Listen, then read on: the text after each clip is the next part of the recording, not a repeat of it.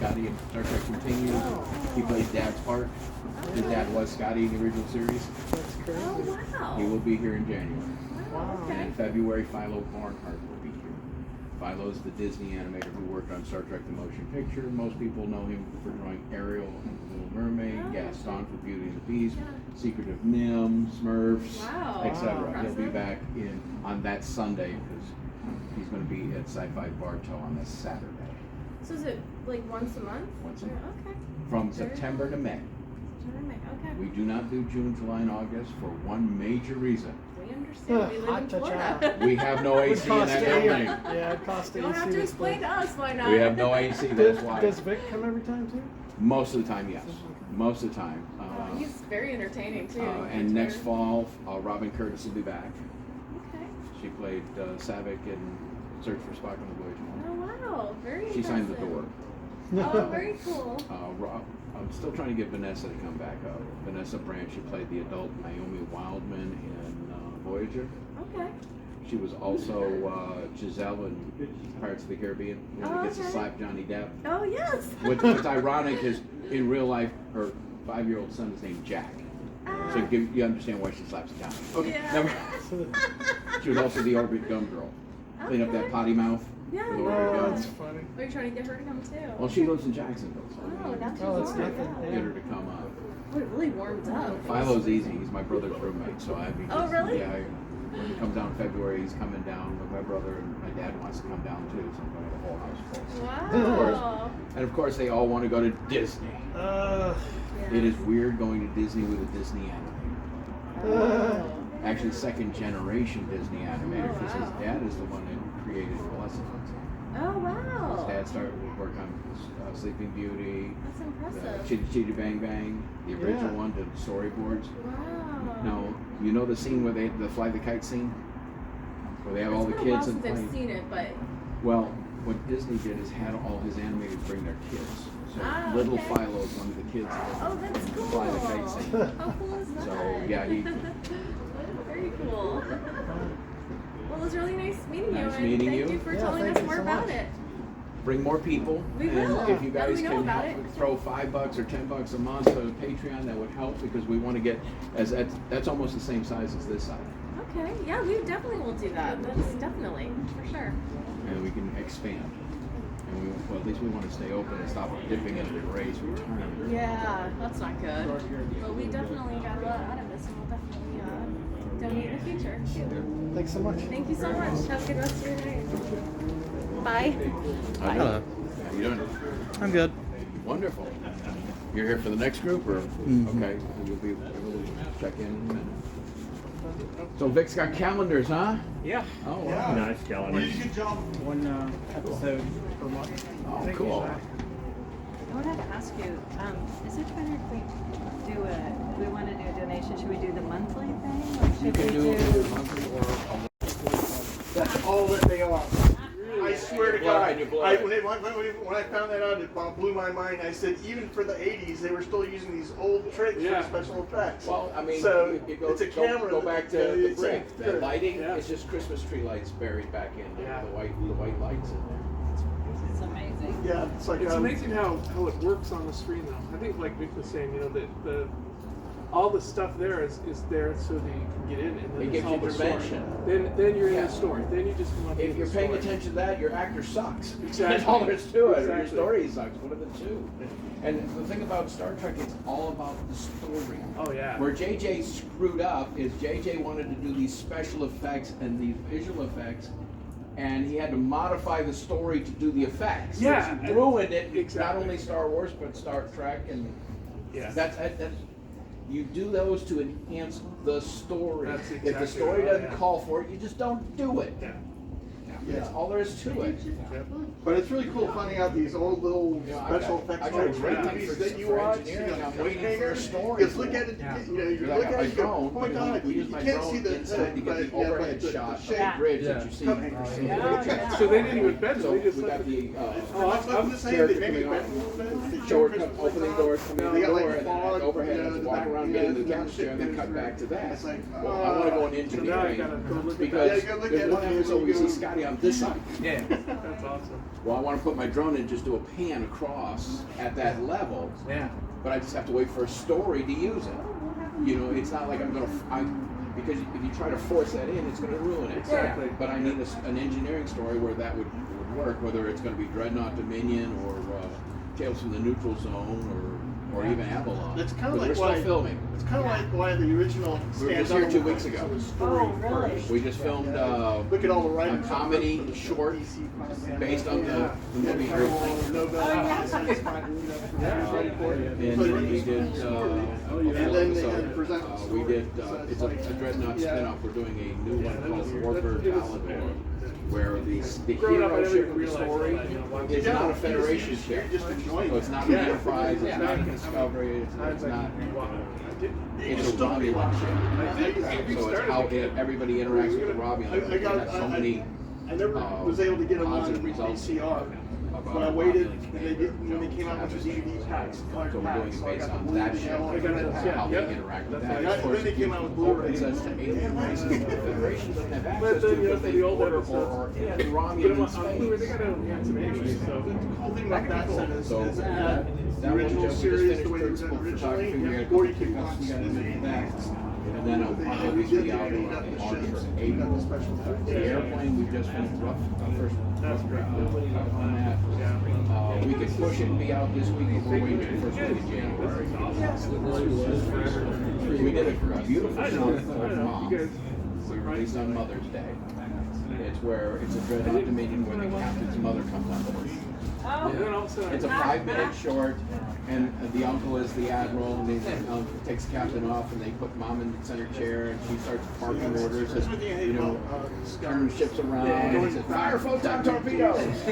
What? It's I'd rather had nothing around here, take the just do low yield, so they fire a low yield torpedo, and it's close to clean on. And he'd be close. And then, of course, this guy's trying to be that, and mom's just right into well, his face. everybody wants So to do where are airplanes these? Where instead can I of. see these?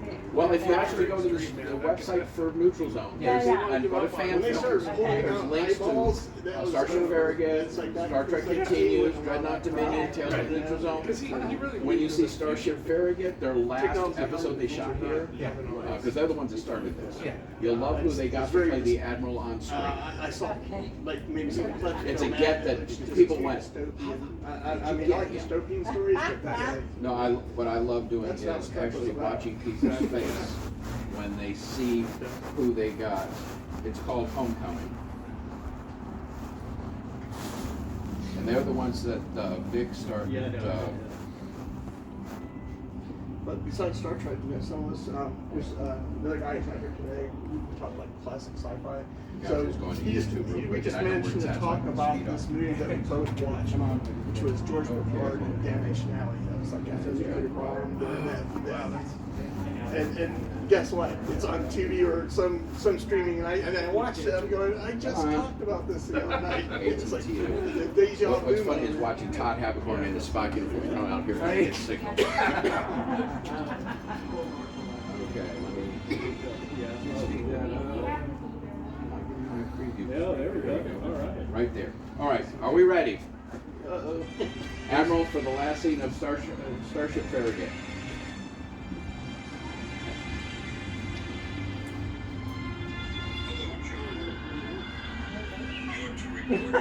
No way. Oh, seriously? Oh, Notice it's more lines than looking for Tony Stank. He's got more lines than in his own ship. I bet you he'd love doing that He did it for free. too. Yeah, I'm sure. They asked him, he said he'd do it. I mean, so yes, Stan Lee did Star Trek. That's awesome. That's so Wow. And of course, that's Farragut people that started here. They're the ones that started the thing in St. Mary's. And then Vic got involved with them in the 4th episode to play Captain Kirk and direct. And then at the time, the landlord who has this, he was letting them use it for free for 2 years. He said, I got somebody to rent the place, you're going to have to move. So they were, I was up in storage or whatever, and they teamed together and got this place from the same landlord. So how far did you drive to get here? California. We didn't try that. Well, I hope you got a car. Yeah. So you can make a 20-minute drive today. Okay.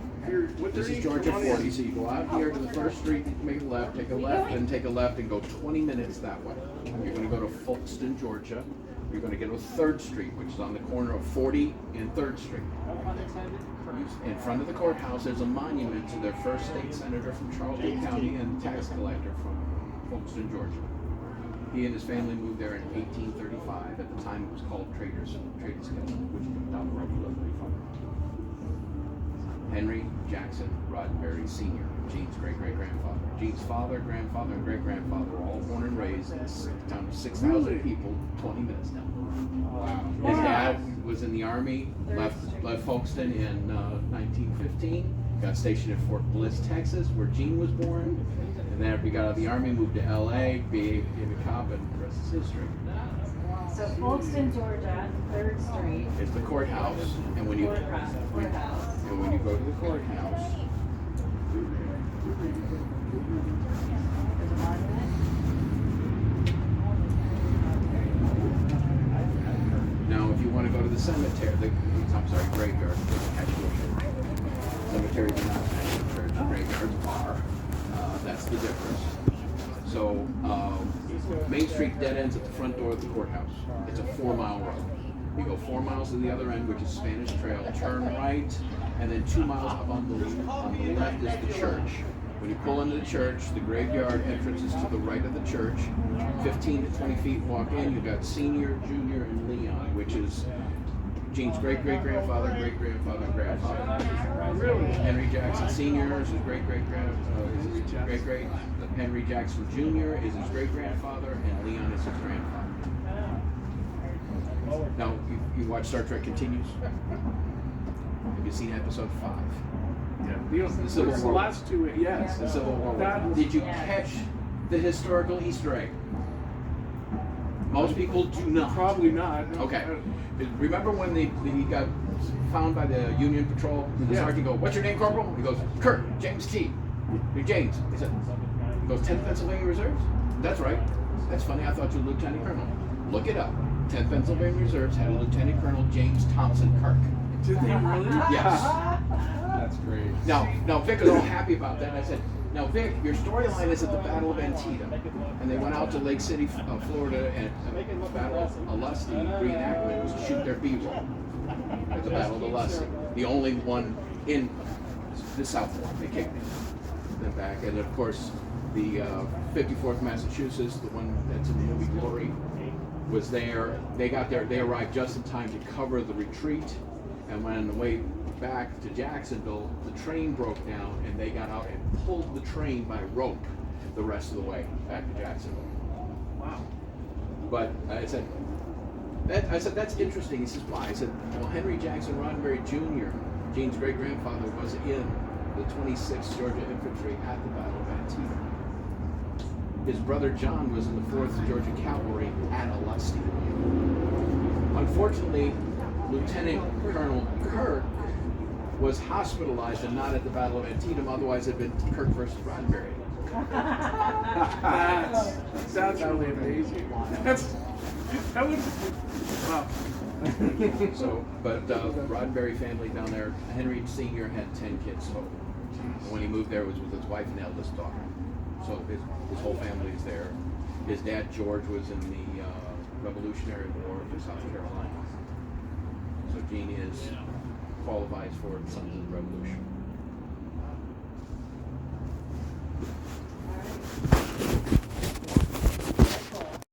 Great. What's up?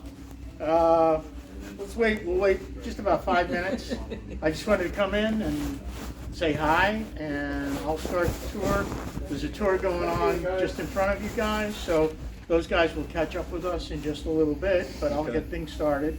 So just give me 5 minutes, and I'll be back. Okay? Hey, look, there's security. Yes. You're Well, Lieutenant Commander. You survive somehow. Let's make sure he doesn't die before the tour is Yeah. over. I was an engineer in the Navy for 22 years, so I had to be a Scotty costume. Oh, Oh, I thought that was security. Was No, security ought to be. I wouldn't make this rank, and I'd be dead on some plane. yeah, you would. Yeah, red shirt. Operations. That's what we did for the zombie walk when I went into Akron one year to see my sister's dad, the zombie walk, and we dressed up as red shirt zombies. Although the stigma with red shirts is kind of a little overblown. Oh yeah, the red shirt that goes down the planet dies. Yeah, of course that happens. But surprisingly, a lot of blue shirts bit the dust too. I always knew in the first opening scene, whoever I didn't recognize probably gonna get it. I mean, that happened on the Apple where like 5 red shirts bit the dust in like 2 minutes. A few years ago, I saw a meme that had a picture of Kirk, Spock, and some red shirts, and it said, "I don't have to see this episode to know who's gonna die." Well, I looked at it, I thought, I've seen that episode, and I know that they all made it. It was a shot from Miri. Yeah. That's pretty cool. And you're like, actually. There's also another great shot of the opening sequence of Arena when they go down to the destroyed outpost, and the meme is they show Kirk, Spock, McCoy, and a red shirt all walking in a line, and the meme goes, "Guess who's not coming back?" Red shirt. Red shirt, yeah. Unless you're in We TNG. filmed a crossover film here a couple weeks ago between Star Wars and Star Trek, and Vader kind of like invaded the ship. I said, "Oh great, stormtroopers that can't hit anything and red shirts that die anyhow." Yeah, I know. How's that for bad luck? Don't even need to be hit. They're gone. They're gone. Yeah. What was it? Wasn't there was one? I forget. It was the one where the guy had been found up north. Actually, when you get inside, and they nice and remade toasty. him. All the lights. Because It gets by the hot, time they found really him, hot they here said in the they had to summer take his legs because or of the whatever. lights. And you start I remember the in there, woman in it. She was dressed in this weird cross-hatch thing. It was a TOS episode. But it was All our so sisters. Was she in a cave? Yes. That's the episode where they go to, there's a planet that's about to be destroyed by a supernova. But Oh, everyone the on that librarian, planet right? managed to escape going through portals in time of their past. No, it's not that It's one. not that one. No, it's not that one. No, Cade was involved because the red shirt just falls randomly off the cave. Oh, What little girls are made of? Okay, yeah. Oh, okay. Oh, that's with Ted Cassidy. That's What rock. happened was this. I was gonna say I'm horrible with the names of episodes, but I can tell you about a whole episode, but I can't remember the name. Well, I get the episodes wrong all the time, but John can correct. Correct you. Something happened, and Just like I had with was it Taste of Paradise, and it turned out to be Armageddon. so they had to find another Taste place. of- They found well, they're- this warehouse. That's such a cool one too. And Yeah, let me take the blue next level. those small Like, sets. NCC 1701D, how many decks? 42. How much the full set that you have for Star Trek? They say it in dialogue. It's probably one of the few starships. Yeah, but you're the only one I know that can tell me the class, how many rooms, how many decks, and Well, I've got it all down. I love it. Well, that's why whenever there's questions, I All ask three them. were women. that's confusing because in Star Trek V, they moved the turbolift ship to Deck 78. Backwards! Oh, that scene is just horrible. Yeah, and when they did the monster, they brought the monster. Too many marshmallows, Spock. See, yeah, from okay. Yeah, So yeah. they Go I was there from- when- Because traditionally you start at the top of Deck 1 or Deck A if you're going by naval standards. that was actually one of my favorite Star Trek. As you go down, the numbers go up, but in that scene, They're going the opposite. they're going up the turbo on Spock's rocket boots. And to show how big the ship is, it goes, I was goodness. surprised that John. That's one of the many design flaws in the Enterprise A. He Oh, the Vic holds Enterprise some A. talent. I mean, yeah, Yeah. John Delancey, Lou Ferrigno, Aaron Gray. Aaron Gray, Yeah, yeah. Michael Forrest, the original guy that played Apollo. Oh yeah, that's right. Yeah, Pilgrim of Eternity. And the lady who was the blonde. Ray? Oh, yeah, June Heartstall. Yeah, the brown, yeah, that's actually the daughter of the Yeah. original. Now, here's the funny thing. Yeah. This is a funny story. Vic may tell it too, but she was all made up. She had a They picture. really try to She showed recreate some that photos. atmosphere. The bridge, that's up on I the never bridge, saw this right? picture. When you see the bridge, it's very surreal. That's not one. Guys, thank you. You made it. Made it. All right. All right. So we waited a few minutes and we got all kinds of extra people, Perfect. which is great. Everyone get your Star Trek on. Here we go. Get your Star Trek on. Why don't you guys move down here a bit? We can all be friendly. I'll close the door here. Love your costume. Janeway. Janeway, I have a Coffee. chair for you. Coffee. All right. There's coffee in that nebula. Oh, I don't sound like that. So first let me introduce myself. I'm Ray Tessie. I own Neutral Zone Studios. I'm going to talk a little bit about the background of the studio.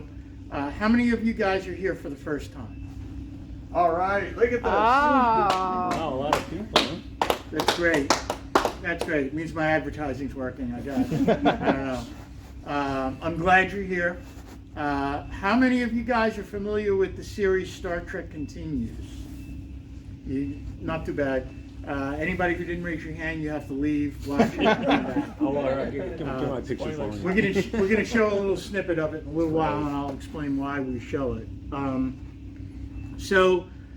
Studio started actually at another location in St. Mary's at a much smaller facility for a group called Starship Farragut, and they had a couple of sets, a little bit of the bridge.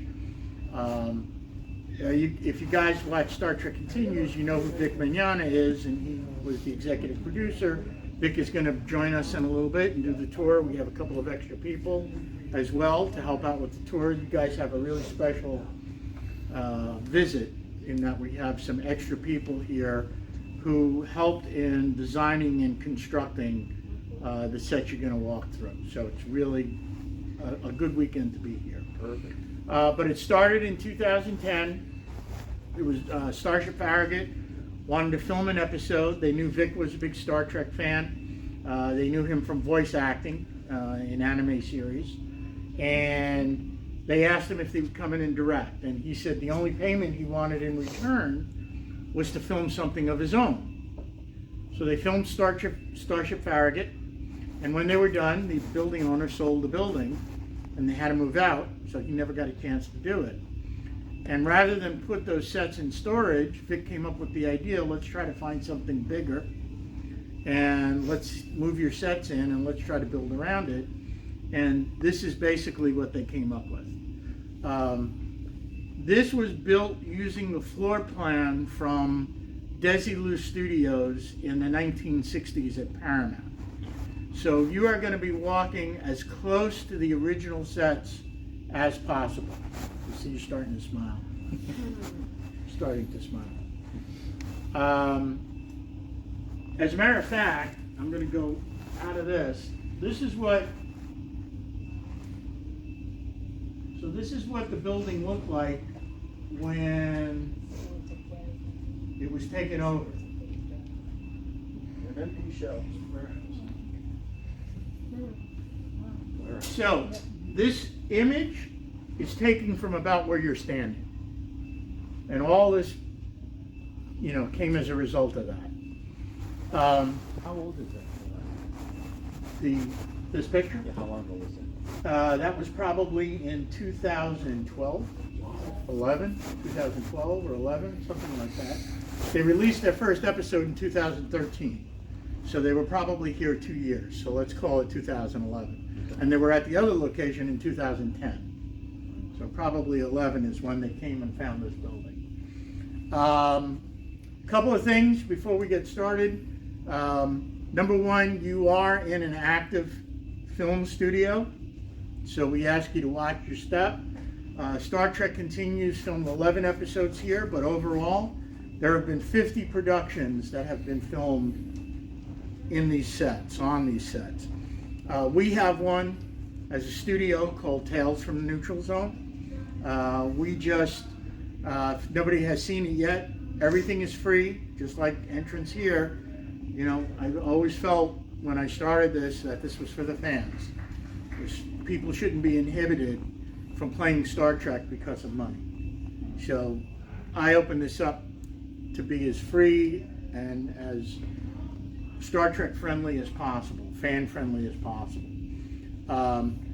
We released about 6 months ago an episode called Doomsday, which to my surprise, have you seen it? No? It's a prequel to the Doomsday Machine about Matt Decker and the Constellation. And it's got almost, shocks the heck out of me, 140,000 views. So it's something that we're really proud of. Try to find it, Doomsday Machine or Doomsday, Star Trek fan film. But there have also been Avalon Universes filmed here and Dreadnought Dominion, lots of independents. Companies come here to film their training videos, believe it or not, have filmed here. We have somebody coming beginning of December to film a third episode here of their training video. We do weddings. We've had birthday parties. We've done Valentine's Day on the ship. So we try to open things up. So if you guys have anything in that nature and you're looking for a place to do it, check us out. Check us out. And the last thing just to talk about the studio is we want you to have fun, but you can't have fun without rules. So here are the rules. Please, no food or drink on set. If you get thirsty and you'd like water, we'll be happy to give you water. Please don't climb anything. And you'll see things you want to climb. Don't climb. Jeffrey's tubes. Yeah. Don't lie. Every time. Don't lie on any of the beds because things are not necessarily what they seem. Okay. Try as hard as you can not to push too many buttons because buttons break. So try not to push buttons. And most of all, please, please, please, no triples. And I don't think I have to explain why. So we are going to get started. Some of the things you're going to hear as we go through our set, our tour, is we're going to talk about money. We're going to talk about money in terms of cost and savings.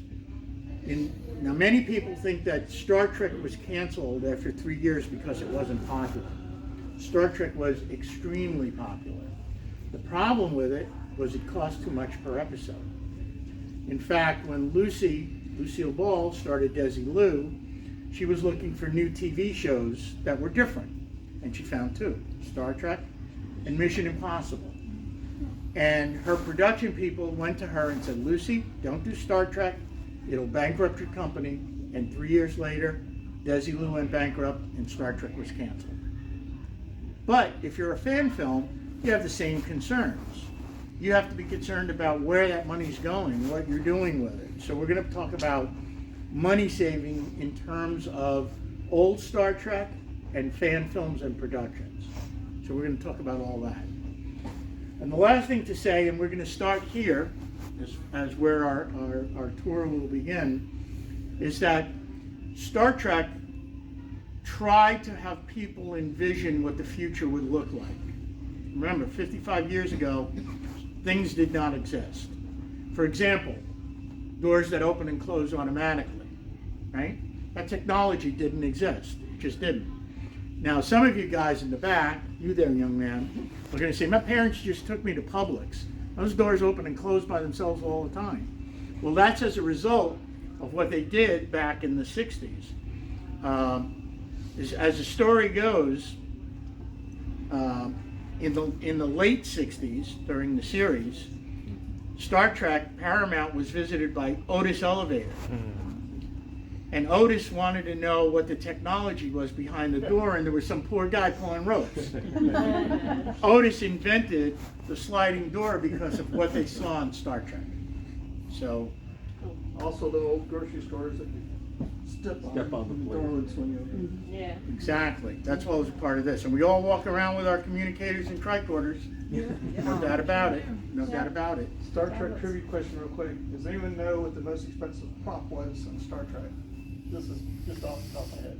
I don't even know that answer. The most expensive prop. Most expensive prop. Tricorder? Spock's ears. Really? That's pretty interesting. Spock's ears cost like 700 or some high amount for back then, and to apply them all the time and everything like that. It was ranked as one of the most expensive props, like phasers and hand. You know, I'm not talking about like hand sets, but props. Spock's ears was the most expensive prop. I'm going to be using that. Is that adjusted for inflation? Makes sense, yeah. Okay, if there's somebody in the back who could just close the door for a little bit, just to get rid of the light, that would be great. What I'm going to do is I'm going to show you what's called a sizzle reel of Star Trek Continues, and I show it for two reasons. Number one, it's probably the closest thing you're going to see to the original series. I think you're going to be very impressed. I know, unfortunately, I was not involved in it, but when you meet Vic, you will certainly recognize him. But number two, it was all filmed here. So everything you see is what you're going to be walking through in the next few minutes.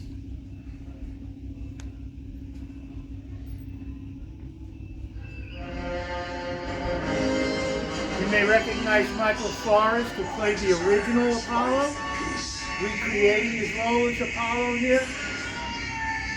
You expect us to...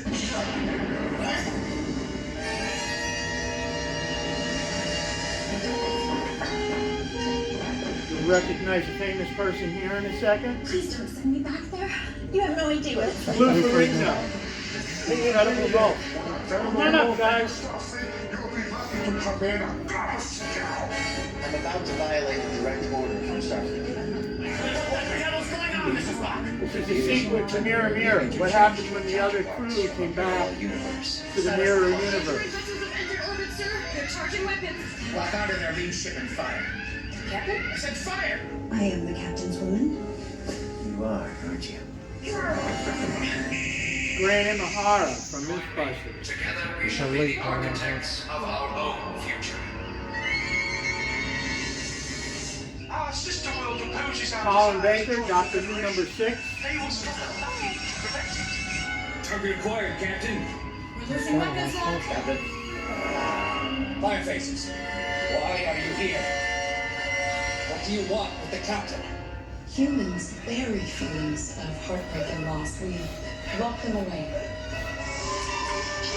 What place do you think it is? Intelligence. Voice. If the procedure is not successful, we'll lose all three of you. The teacher damage is severe. Fire on the ship, we're not. What can you do here? We're gonna have to signal over. Signal all decks. T.G. Edgley from Farscape. Whatever these pulses are, it's making it impossible to think clearly. It's getting harder to manage the anchor. You don't belong in that uniform.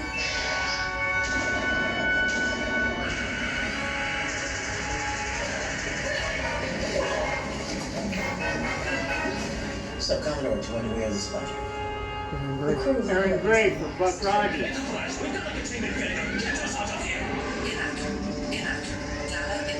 The computer would appear to disagree with you, Commander. I prefer not to discuss the matter, sir. Their deflector screens have activated. It's impossible to get a look. We can't bring them back.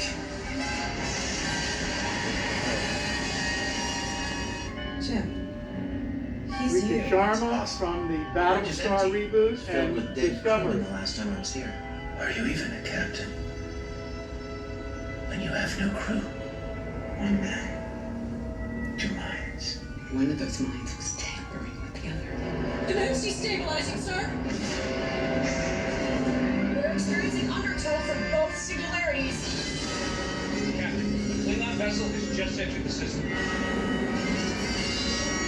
Because your world always looks like this. It is as it is always. Anne Lockhart from the original Keep your Battlestar. eyes on me. Doctor, when we launch that probe, the Hylene will see in full, revealing color. Their world is in turmoil.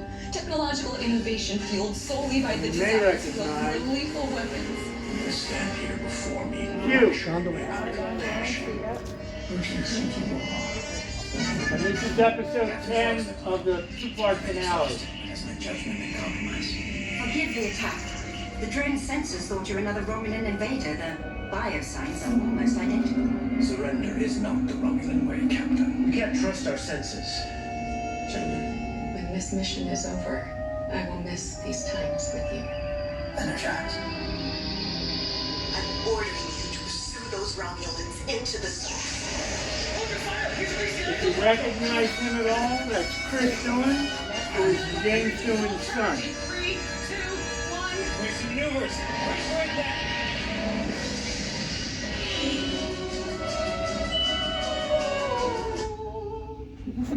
So, they nailed you guys. They nailed the music. Appreciate your enthusiasm, trust me. Pretty cool.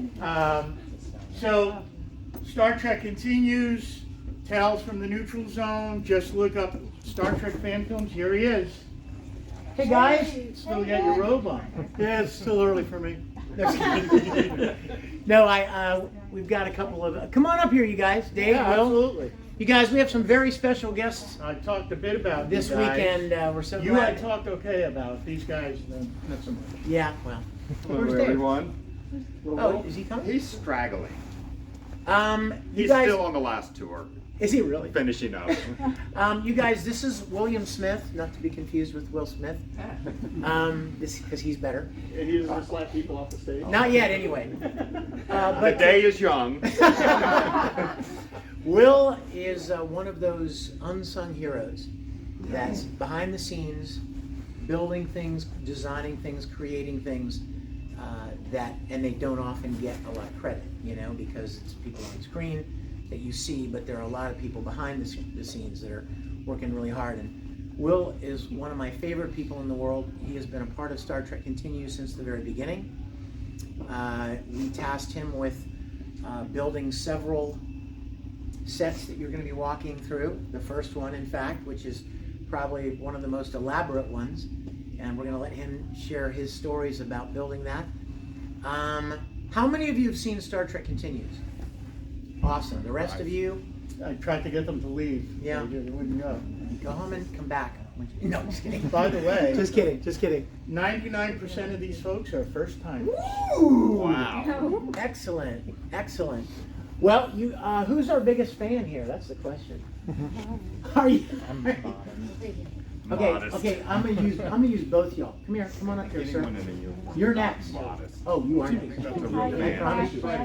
How many decks, how many rooms? So stand right here for me.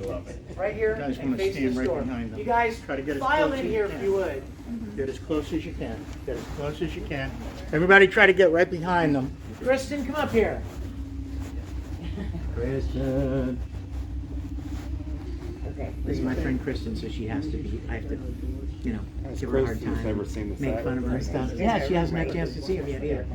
Okay, so everybody, one of the things that we all know about Star Trek is that it theorized about what the future would be like, what technology would be developed, what things would be common in the future that are not common in the 60s yet, right? One of the things that they conceptualized might be really cool in the future would be if you walked right up to a door and it just opened. Now, doesn't seem like a very big deal to us now because, that happened at Walmart this morning, right? When you went there. Publix. Target, yeah, Publix, exactly. Well, now, yeah, but not then. But they wanted to simulate that idea, futuristic idea. So what they did not have in terms of technology, they had in terms of some poor guy behind the wall pulling ropes. How romantic, huh? Pulling ropes to open the doors. And he would get a cue from the other side. Now the actors, right, everybody's inside there. So he needs to know when to open that door or somebody's going to get a flat nose, right? Because you're running for that door. So our cue was doors. Whenever we were walking toward a door, somebody would say doors. And that would be his cue to open the doors. So we're going to let you walk us into this room, okay? And get your cameras ready. It's a very nice image when this door opens. Ready? Door. Oh, cool.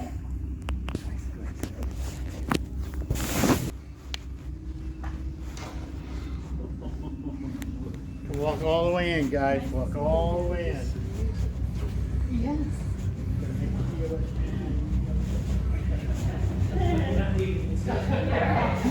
You're big.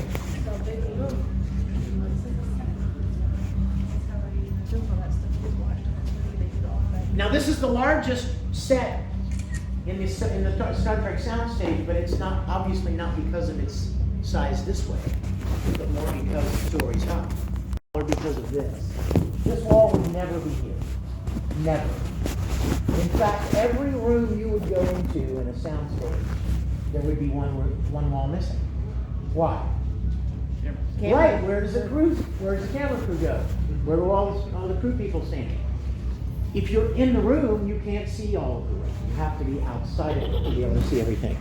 So this was never here. When we shot our series, in fact, you saw in the teaser reel that we just showed you, you saw somebody wheeling a cart into this room. That was shot back here to get all of that. But when we finished our series, the guy that owned this building said, "Hey, do you need the other half of the building?" Well, on the other side of this beautiful piece was our planet set. Over here, we ate lunch. In the back, we had a prop room, wardrobe, makeup. All of the production-related things were on this side of the building. We ate lunch on the other side of that wall. And so when we finished, we didn't need any of that anymore. And so the guy that owned the building asked if he could rent it to someone else. So he rented it to a guy who wanted to make egg rolls. So if you find yourself getting hungry, that's probably why. And so we made a deal with the egg roll guy. Sure, you can take over the other half of the building, but just let us keep this right here, because this is on the other side of the building. So we didn't want to we just have this little area right here and have all the rest of it. So he put this wall up because he's making egg rolls right on the other side of that wall. Will, go ahead and tell them about building this set. So this set, when we built ours, it had never been recreated before. And when we built it, there are commercially available plans from the Star Trek original soundstage, but it's just the floor plan. It has none of these vertical details. You're just looking at the layout, basically, but there's nothing to tell you how high the walls are, how big this piece is. So we have to figure all of that stuff out. And how we do it is we take something like this. This is this grating. We know that these are 2 inches. So we can count, okay, how many of these little spaces are there between here? And this is how we figure it out. And it's hard to do. And when I would spend months and months designing these sets, and my wife would, "What are you doing? Drawing circles again?" You know, this sort of thing. But it's just an incredible set. We tried to replicate everything, even these little pieces. In the original series, what they would do is they didn't have much of a budget, so they would go dumpster diving and they would get packing material. And they would say, "Oh, well, this is a cool shape," and they would paint it. And all of this stuff that you see on the walls in the original series, it was packing material, like from typewriters and stuff. Well, we recreated all of it. I painstakingly drew the plans, and we had a guy who cut all the stuff out of foam for it. So it's really exactly like you see. If you ever watch the original series, look at it, all of the details are exactly the same as on the original series.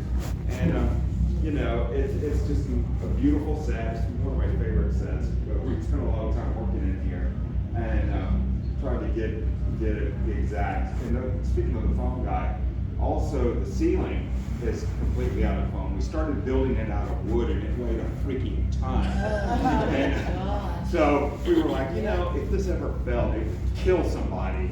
And so Vic had the great idea, why don't we just cut it out of foam? And this thing literally weighs nothing. And we got the scaffolding, stuck it up there. It's great. And when we were filming, you can see there's light coming through it. The lights behind it were never on when we actually filmed, so you can never see that. So I mean, you can even see where the paint is. But anyway, the set is just a product of a lot of work. When you look at the forced perspective set, this is only 12 foot deep, but particularly if you're standing back, it looks like it goes on for 40 or 50 feet back there. But, Yeah, if you stand back here with your camera and shoot it, it's like, it's a great illusion. And you get, when we were filming, occasionally somebody would be back there and it was shocking to see they look like a giant back there, this big old guy, because they're not really very far away back there. But anyways, this is one of my favorite illusions. Very hard to figure out, to make it look like it did in the series. The reason, and one of the prevailing themes here throughout our tour that you're going to notice is money, budget, budget, budget. Save money, save money. Before they ever shot one episode of Star Trek, they knew that it was going to cost a lot of money. Now you may think, why? Why would it cost so much money, right? Well, let's think about television shows in the 60s. Most TV shows were westerns, cop shows, maybe a contemporary sitcom like Leave It to Beaver or Brady Bunch, right? Now, what do you need to make a western? What do you need to shoot a cowboy show?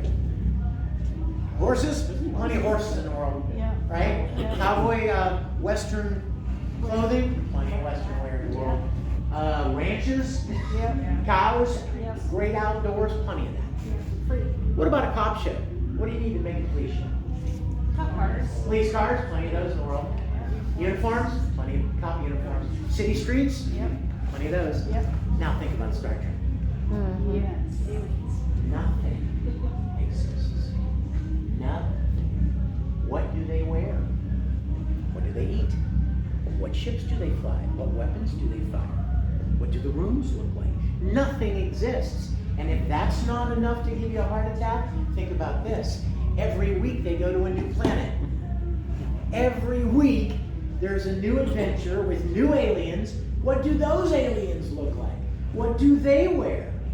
What weapons do they fire? What ships do they fly? What does their planet look like? So you can see every week the budget was just, you know what I mean, the money. A lot of people think that Star Trek was canceled because it wasn't popular enough. That's not true. It was canceled because it cost too much money to pay. It was the most expensive show on television. In fact, Lucille Ball, whose studio made Star Trek, her advisors told her, Lucy, don't make this show. It'll bankrupt your studio. They knew how expensive it was. It was the most expensive show ever made. And Lucy made it anyway, and guess what happened? It bankrupted her studio. So, things like styrofoam packing materials and these spheres, right? You know what they really were in real life? They were a kid's ball. Just a rubber ball.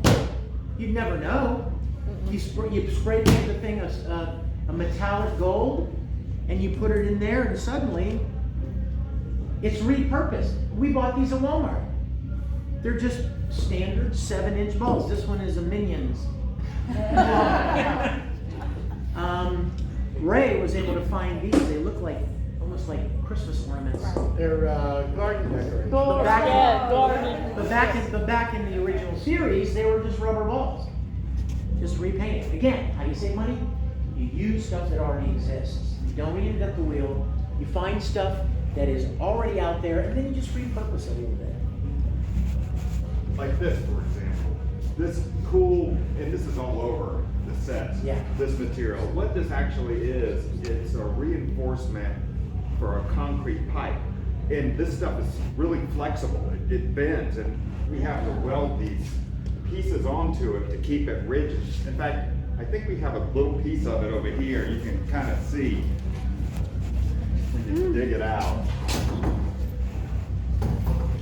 And this is just a little tiny piece, but the big sheets are really, it's like trying to carry a noodle. It bends and flops all over the place. See, it's so flexible you can't even get it out of this. And it's made of steel. It's very heavy. I mean, it's every one of these panels is but really. It bends. Oh. Yeah. Yeah, not what I expected at all. Yeah, it's reinforcement for concrete pipe, that's what it is. Rebar, basically, right? Yeah, exactly. Any questions, anybody? Yes, How many of these sets exist? Pardon me? Glad I knew where it was. You mean in the world? Yeah. Hey, Will, he asked how many of these sets exist in the world. Well, I'll tell you this, you guys. Until we built engineering, nobody ever built engineering. This was the second one ever built, the first one being the one on the original series. Yeah, nobody ever, no fan production has ever tried to The build reason why I this. asked is because there's an episode in Star Trek Enterprise where the Enterprise crew, Jonathan Archer, commandeers a Constitution class Defiant, Enterprise. yeah. Where did they film that?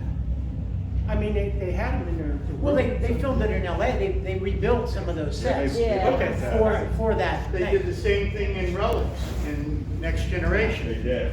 Which was rebuilt just a portion of the bridge and then superimpose shots from the original series over. Yeah, I was just trying to figure out where did they film, because obviously you got a nice piece here.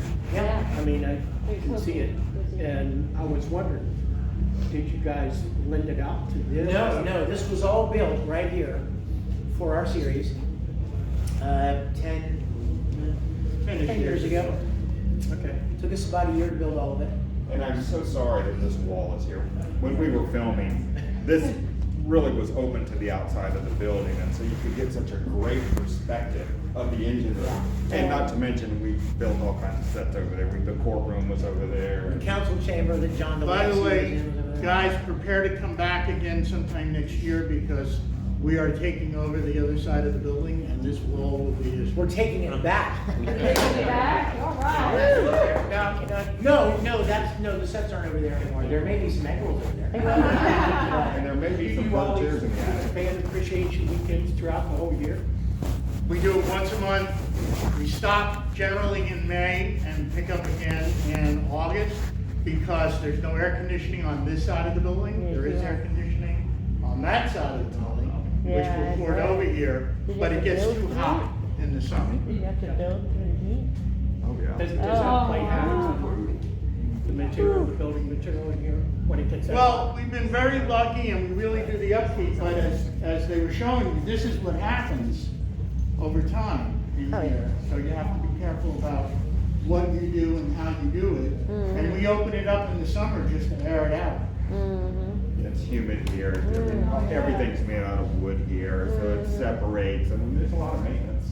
Okay, you guys ready to move on? Yes. This is just the first piece. Follow me, please, if you will. It's so much fun. Oh, there's 1,000 stories to tell. Never gets old. Never know. I mean, the first group we did it.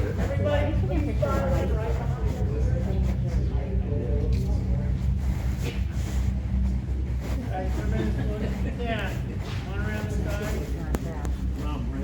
Special use those condoms.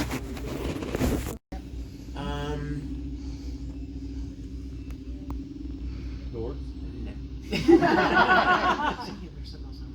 No, I'll tell you in a minute. Okay, you ready to give him the cue? Here, doors. Cool. Oh, yeah. When you stop at the red line, please.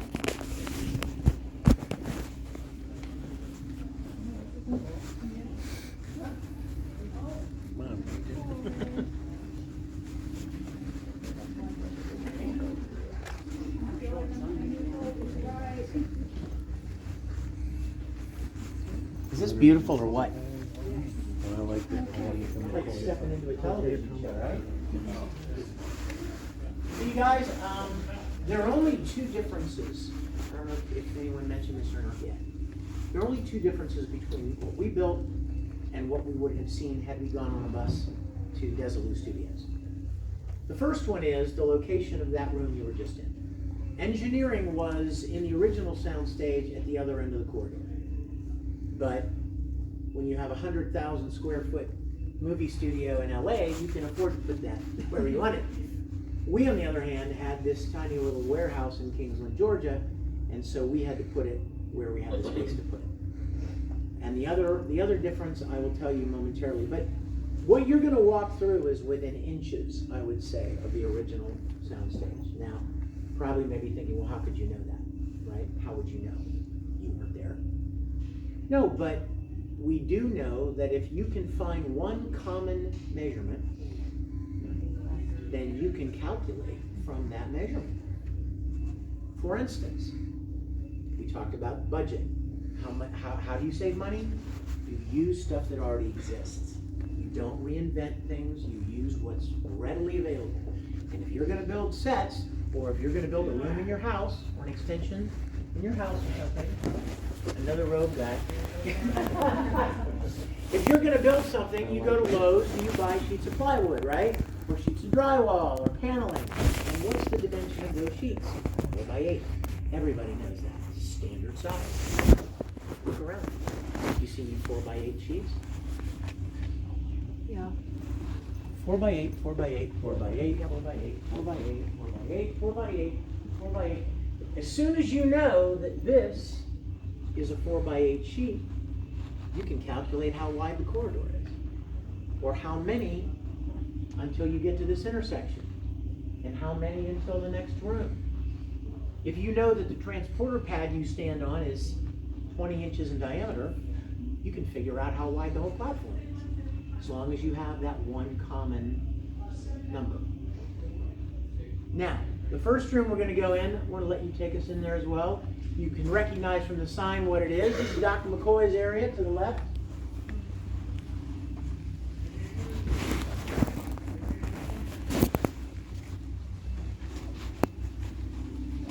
Sick bay.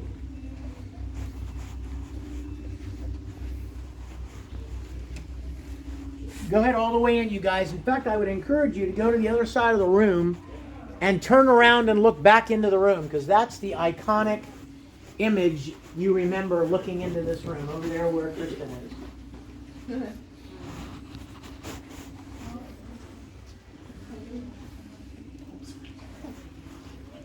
If and when you get a chance, exactly. Just come over here and just turn around. Dang. That is exactly the sick bay shot you remember. Notice there's no wall here. Because from back there is where you get that nice big wide shot to see everything in the room. Dave, why don't you tell them about some of the stuff in here? Well, I love coming down here to Kingsland and helping to be part of this. I was invited by Will to provide props for our series, and in the second episode of Lonnie, there were a number of things that the production needed.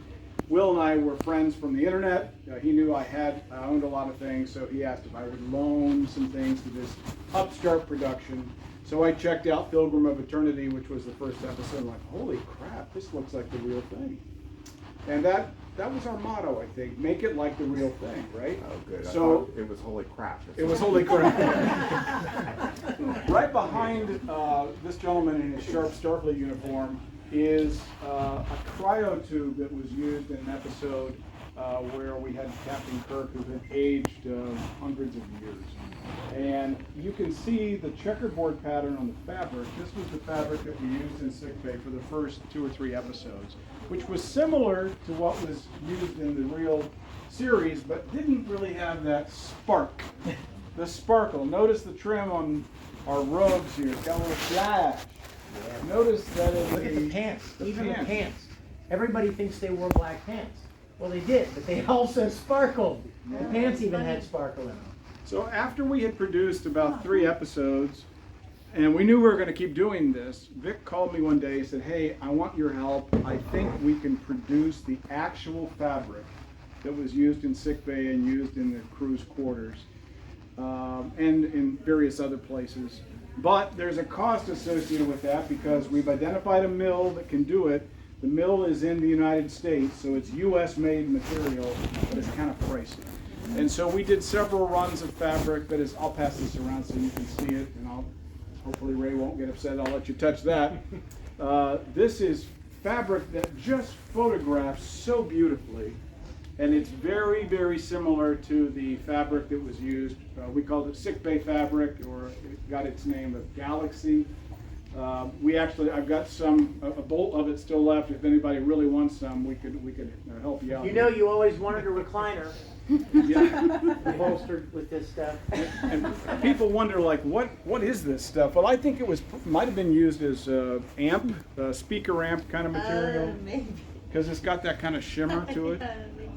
So anyway, what I love about Star Trek Continues is all of the artists who came together to make things happen. And you guys are taking this tour and kind of seeing, pulling the curtain back and seeing how things were done. But when I walk through these spaces, not only do I think of Vic and the actors and the producers who wrote and produced all this material, I think of Will and all the artwork that was done, the layouts. Ralph Miller, who did these pieces, the readers, he also did all of the chairs that we'll talk about a little bit later. So I'm reminded of all of the artists, the costumers who worked so hard. We do have a few of the costumes available on eBay. If you search STC costume, the very tail end of those things. We were trying to keep the website going, keep the basics going so fans can enjoy things for free, which is the whole idea. Last thing I would say about sickbay is notice the colors in here. Colors are so important to Star Trek. It might be that the walls are painted in colors. It might be the carpet is a particular color. You know, a lot of medical facilities today have this kind of soothing look to them, and that certainly was what they were going for here. Some of you may remember that the graphic over the bed, those little arrows would bounce around. Yeah. Now, the way that this technology was thought to work was, again, like we talked about early on, Roddenberry wanted everything related to Star Trek to be grounded in plausible science. He actually hired a research company called DeForest Research, and he literally would give them scripts and say, read this and tell me how this would be possible in reality, or tell me how we would do this, or is this even feasible? So a lot of the things that we have today, as you know very well, you have a communicator in your pocket right now. And some of us are old enough to remember that when phones weighed about 20 pounds and they were tethered to the wall with a cord. You had a guy out like this. Exactly, the rotary phones. Tricorders, personal computers, data disks. None of that stuff existed in the 60s, but Roddenberry had experts that would project what would be feasible technology in the future. And this bed is a good representation. The way this is supposed to work is the patient would lay here, and this scanner would read his body, and then his vital signs would appear on the monitor above. Cool idea, right? In fact, this stuff is being developed right now. This is reality now. But back then it was a total pipe dream. You know how they did it? The same way they did the Doors. There was a guy behind this wall moving those arrows up and down. And that's how you guys did it. No, we didn't even have that. That's just a song. But you see, we have CGI capabilities now in 2015, right? So if we ever needed those to move, we would take a shot of it and then hand it off to an animator, and he would make those arrows move. And the same thing for all of the intercom lights. You can see they come and hit these and the light come on.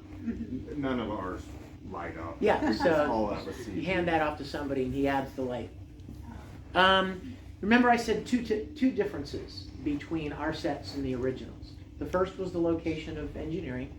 The second one, as we're leaving this room, just glance to your left as you're walking out. In the original soundstage, you would have seen this main sickbay room, and then right beside it, you would have seen the laboratory. And then further down beside that would have been Dr. McCoy's office. But now here's the thing. If you're building a museum, you build all those things. But if you're making a television show and you don't have a lot of money, you don't build sets that you don't need. We didn't have any stories that needed McCoy's office. We didn't have any episodes that needed the laboratory. This area, you know what we really needed? space. We needed The final floor. one. Yeah, we needed floor space because every episode we did required a new set that wasn't part of the basic sets. For instance, our second episode, the one with the Orion slave girl, with the green slave girl, who stows away on the Enterprise. Well, the script said that she had guest quarters. We didn't have guest quarters. We never built guest quarters. We gotta build that.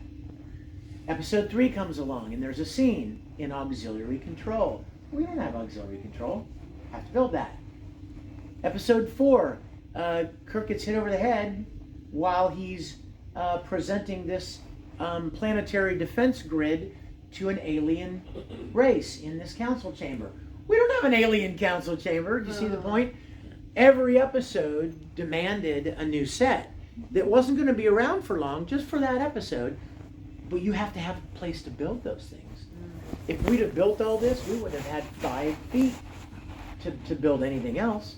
So we didn't build those because we didn't need them. Those couple of like the lab and stuff. But we're moving forward into one of the best ever. Come here. One of the more iconic sets. Any questions along the way? We love questions, by the way. Sorry, I'm going to ask you a lot of questions. No, please. We love I noticed questions. the Romulan console. Yes. Was that filmed over? In the Yes. That and those walls behind it are part of the Romulan bridge. And yes, and They were actually set up over there this morning, and we had to move them to make way for the tours. So, yeah. Does that switch in the end of the bed do anything? This one does not. Just curious. Normally, it's funny you ask that question. Because we had a discussion about that last night about a particular room, and now what did that switch do? What did this switch do? I presume this switch probably turns on the monitor. Yes. Okay. Is my Yes. Any questions? All right. Let's go across the hall into one of the more iconic sets.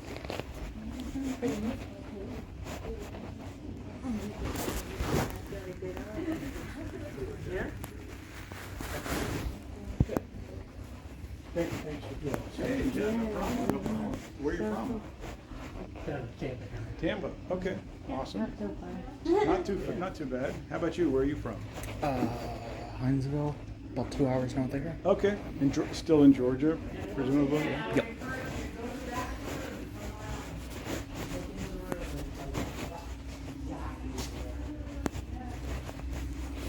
Yes.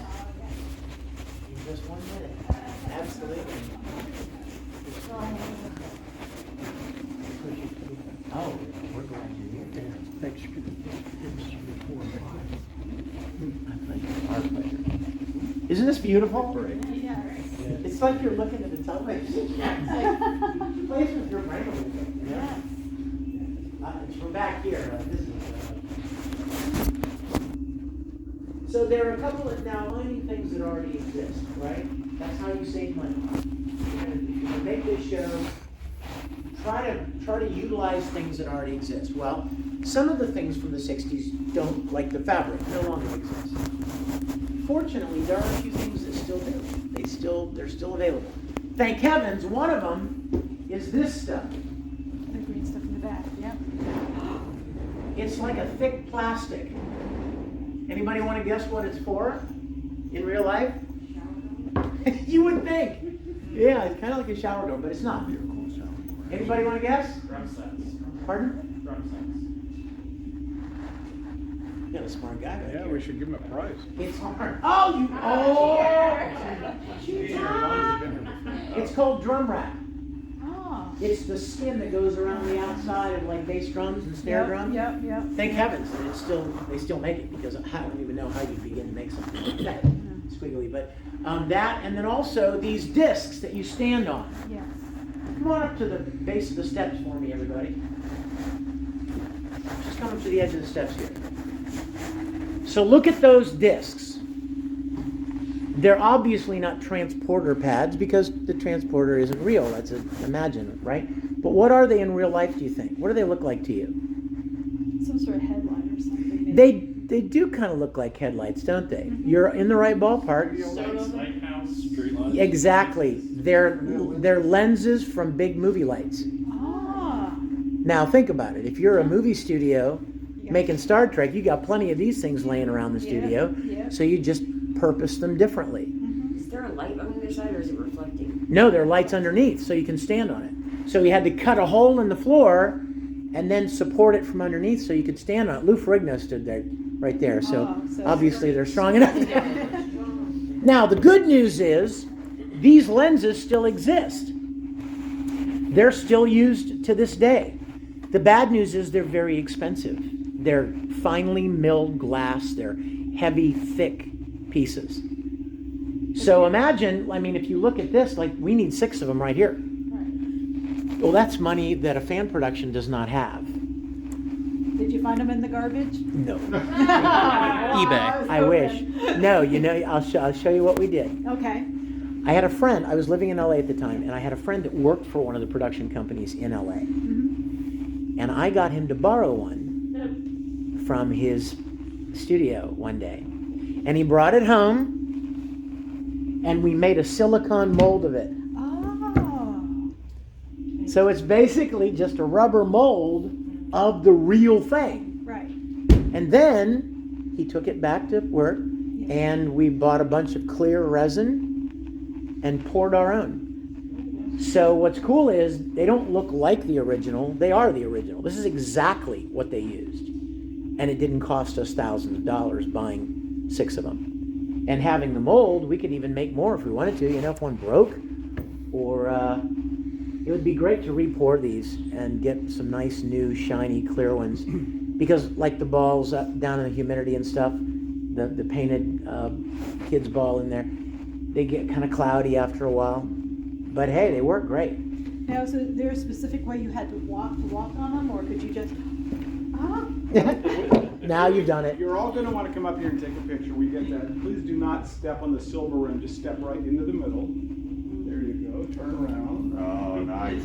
Oh, yeah. You gotta stand there ready for... Now, does everybody know how they did the beaming effect? No. Shall we show you? Yeah. What is your name? Kathy. Kathy, for now, you're a captain, Kathy, all right? You are commander of this ship, Kathy, all right? Here's how they did the effect. I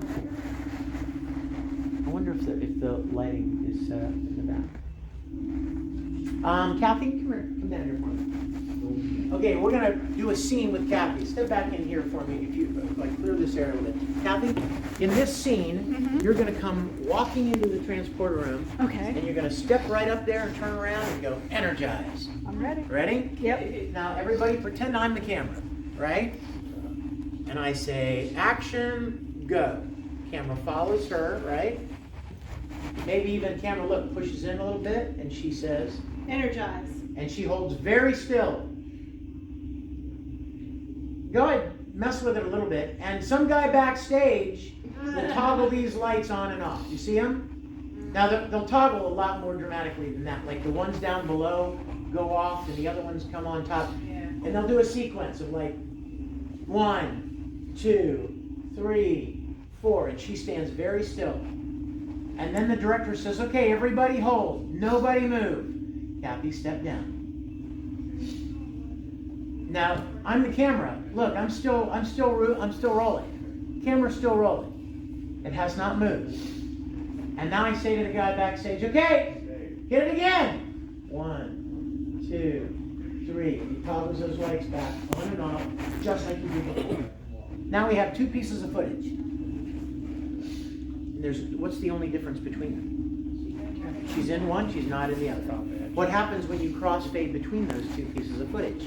She just fades away.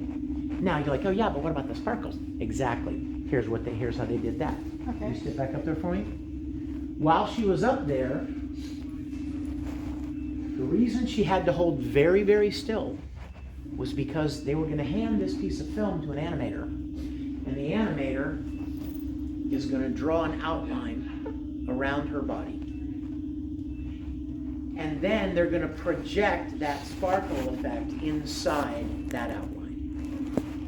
So when she jumps up there and says, energize, then they start the sparkle effect inside that shape. And when the sparkle effect goes away, she's gone.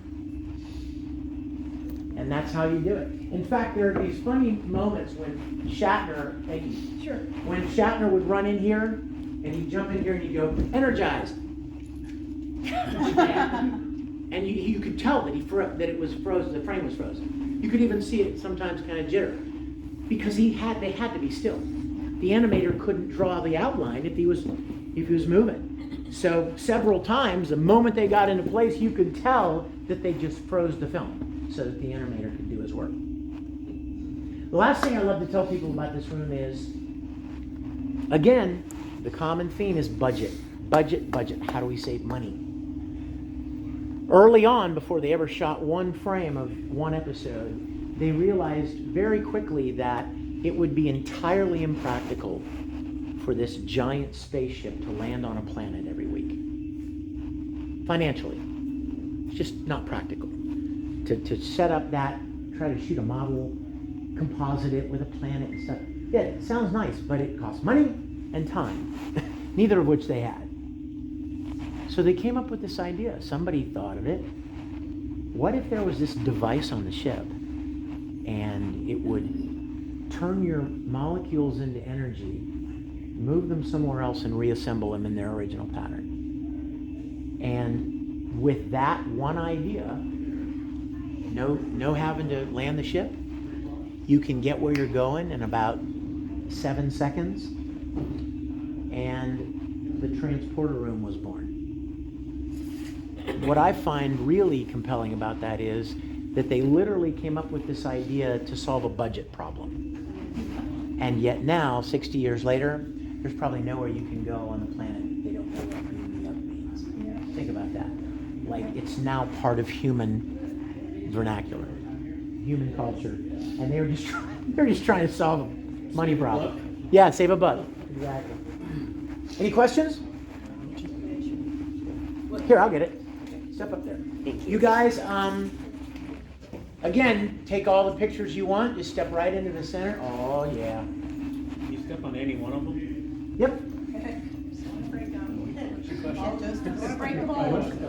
Yeah, look up. Look up. Beat me down. Yeah, you guys are all welcome to do that. Listen, you'll be able to come back through. I want us to stay on the tour, and you'll be able to come back through and take all the pictures you want, okay? So, okay, thank you. So let's go forward into the next room.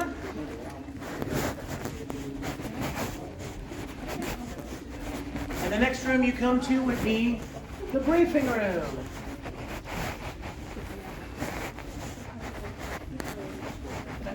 Where are the colorful cube food? Smell those egg rolls. Yep. Oh yeah. We'll probably get some business out of it. Everybody goes get egg rolls when we're done. Now the sign outside says briefing room, right? But it's also the rec room. And it's also the ship's chapel. Because once again, if you're going to save money, you don't build a bunch of rooms. You build one, and then you just redecorate it to what it's supposed to be. You save money and time that way. So when it was the briefing room, it basically looked like this. And when it was the recreation room, that wall would never be here.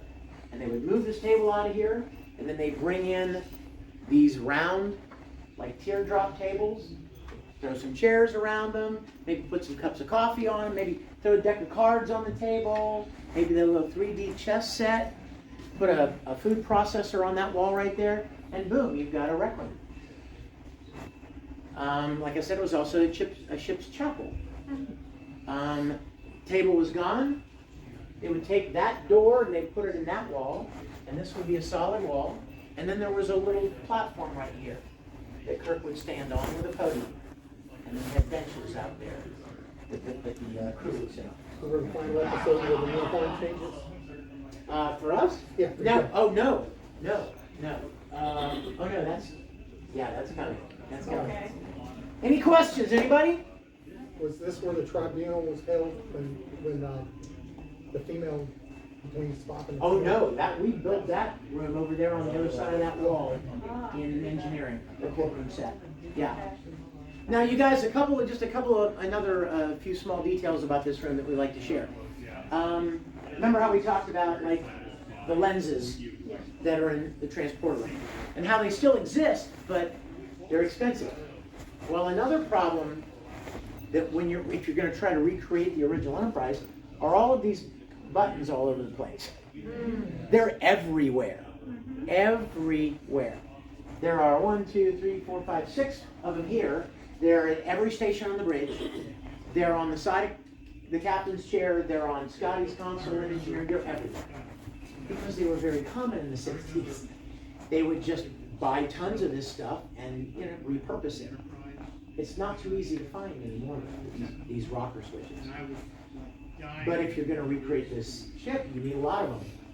We knew what they were. We just didn't have the money or be able to get a lot of them. So we did the same thing that we did with the lenses. We bought a couple of the real deal, and then we took them apart and made resin castings of the buttons. So these are just little plastic pieces. You color them different colors, and then you can even put them in different directions, and it looks like some of them are on and some of them are off, which is kind of fun.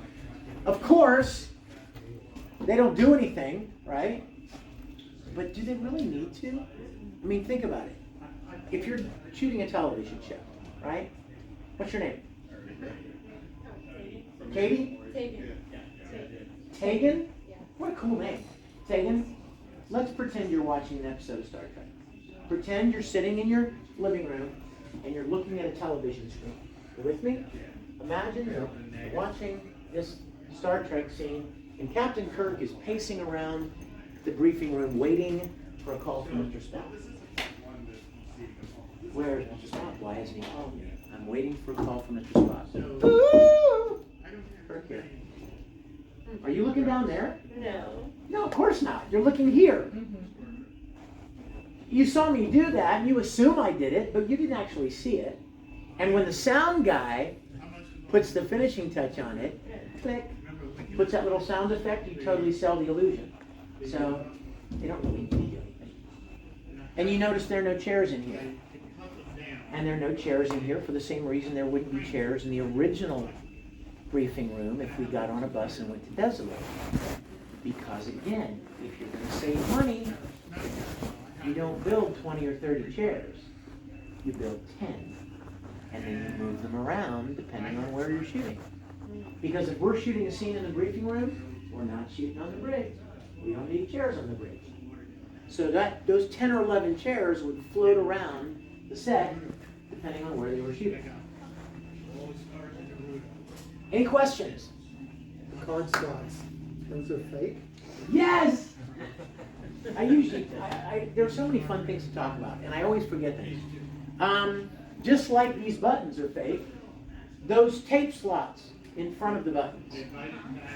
Well now, they look great on camera, but they're just pieces of tape. They're just a piece of black tape. Because unless we have to see a tape go in that slot. You know what I mean? We have to have that shot. You know, cut holes in the table and go to all that trouble, right? It photographs just fine. Any questions? Anybody else? Last thing is, look at this table. Look at the shape of this table. Interesting shape, isn't it? I mean, most conference tables are like rectangular, right? Or maybe they're like a big oval, right? This is really a weird asymmetrical shape. Anybody want to guess what it is? Not you. He's been here already. Anybody want to guess what it is? Counter? A counter? Yeah, like Maybe like a deli, like a, oh, okay. No, that's a good guess though. Anyone? I'm going to give you. I'm retired Navy. Yeah. That looks like an aircraft. Yeah. Yeah. From this angle, anyway. Everybody, the starships in Star Trek were patterned after naval vessels. Yeah. Like the 12 starships in the fleet, they were named after the aircraft carriers of the day. The Enterprise was an aircraft carrier. The Yorktown, the Constitution. Those were aircraft carriers of the day. And a lot of the people that worked on this show were former military, Navy. And so they thought it would be fun to just give a nod to to the Navy by making this table shaped like an aircraft carrier. Pretty cool, right? Any questions? Anybody? Dave, you want to take him to aux control? Yes, come on this way.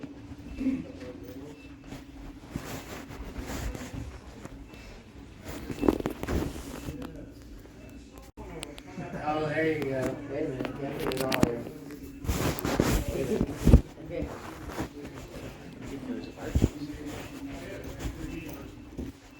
Oh, here we go. Oh! When we get to the bridge stand, I got a special favor. My sister's 50th birthday is coming up. And Oh, okay. I'm doing a video for her doing wishes.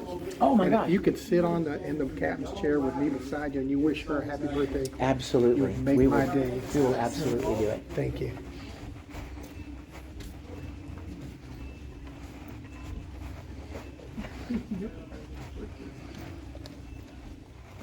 More of that stuff there. Yep.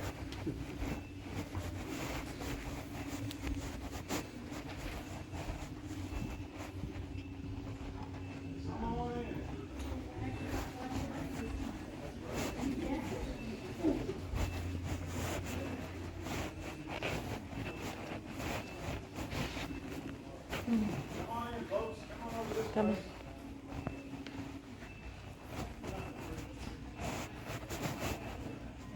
So, Vic talked a little bit when we were in sick bay about the fact that we did not build Dr. McCoy's laboratory or office or the formulation lab. All of those would have been in this space, primarily because we didn't have a scripted wall for it, but also we needed these spaces for other things.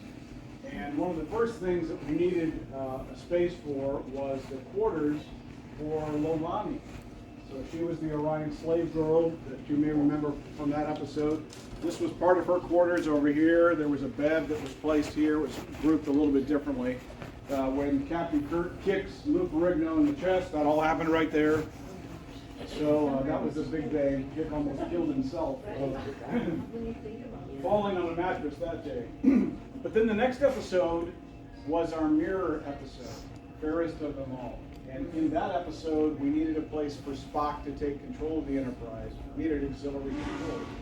If you're familiar with the blueprints of the Desilu's sound stages, there were a couple of places where they set up an auxiliary control as a swing set, meaning they could swing it in and out, they could fold it up, kind of like we did with the Romulan bridge if they needed to.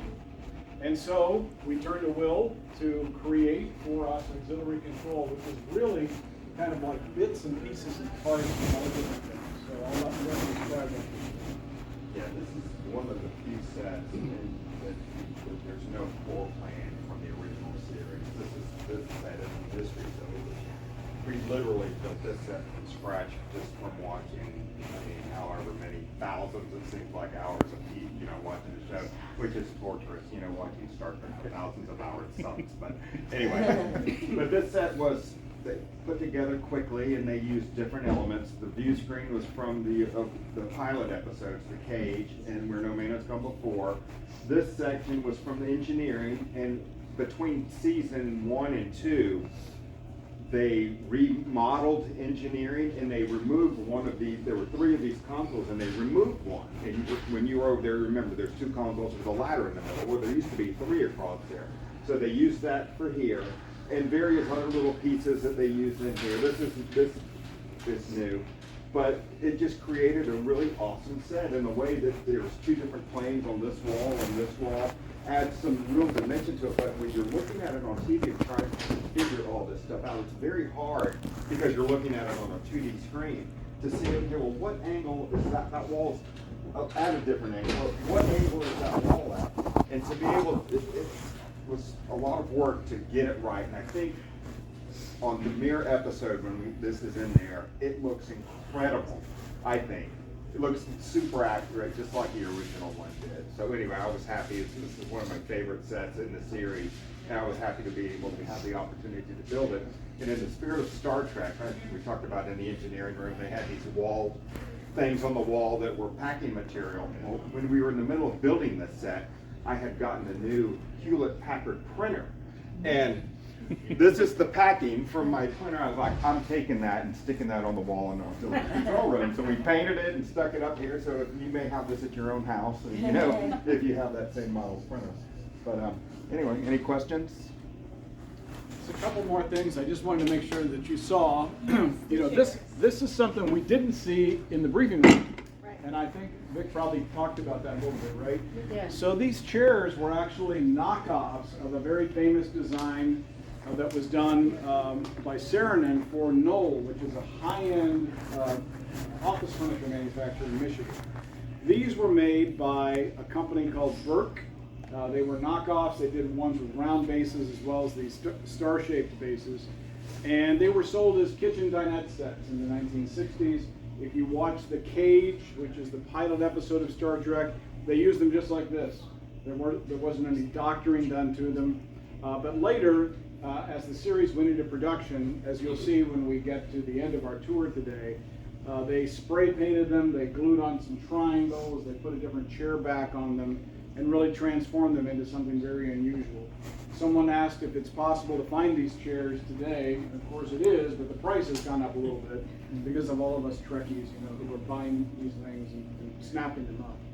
I pointed out to you in the hallway not only the hex grate that was in the hall, which I'm sure when you were in engineering you were told what that material is used for. That's putting concrete forms to strengthen concrete. But there was also the yellow metal ladder that went up the wall. But as Vic was making his final visits just before the filming of the first episode, he was noting things that needed to be finalized. One of the things that he noticed was there was no yellow ladder in that alcove. So he went down to Lowe's and he bought some brooms and got some yellow paint and some screws and nails and put together a yellow ladder. It used to have a sign on it that said, "Do not climb," because it's just there for looks. And in the first couple of episodes, it looks exactly like it should, like a yellow ladder. And then eventually we were able to get the same guy who fabricated the metal staircase in engineering also fabricated for us the metal ladder that's in the alcove. So again, this is the swing set. This is used today by Fan Productions for various things. But when you see it in Star Trek Continues, literally we were filming right here. Last thing, right behind this gentleman here is a picture of Erin Gray, and she was, this was used as her office, so I'm going to have you hold this picture just like you are right there. So she would have been sitting where this young woman is standing, and this screen is in the background, and we threw up the names of the starships on the screen there. And this window behind this gentleman was placed over here with a green screen behind it. So we were able to drop in the starbase right there. So all of that happened in this area as well. It's a great way to repurpose, you know, just as Star Trek would have done originally, repurpose it. Any questions about this space? Was that corner used as the cargo bay? That I kind of looks like it might have been. I mean, if we need, it would have either been there or in engineering. There didn't used to be a wall there, so we did have some extra space. It was used as a courtroom in the Embracing the Winds episode and a couple of other episodes. All right, we're going to go across the hall to the crew's quarters, usually known as the captain's quarters.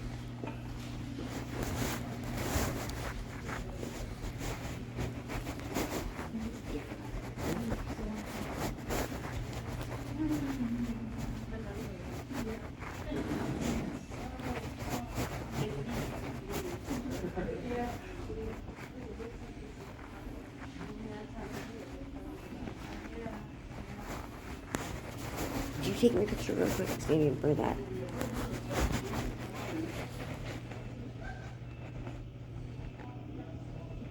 Yeah. Oh, it's got a timer on it. I gotta turn the flashlight and timer off. It's gonna do the timer. There we go. Awesome. Thank you. You're not phone illiterate. It helped that it was glowing yellow. What it would have been like to have been in an enclosed ship.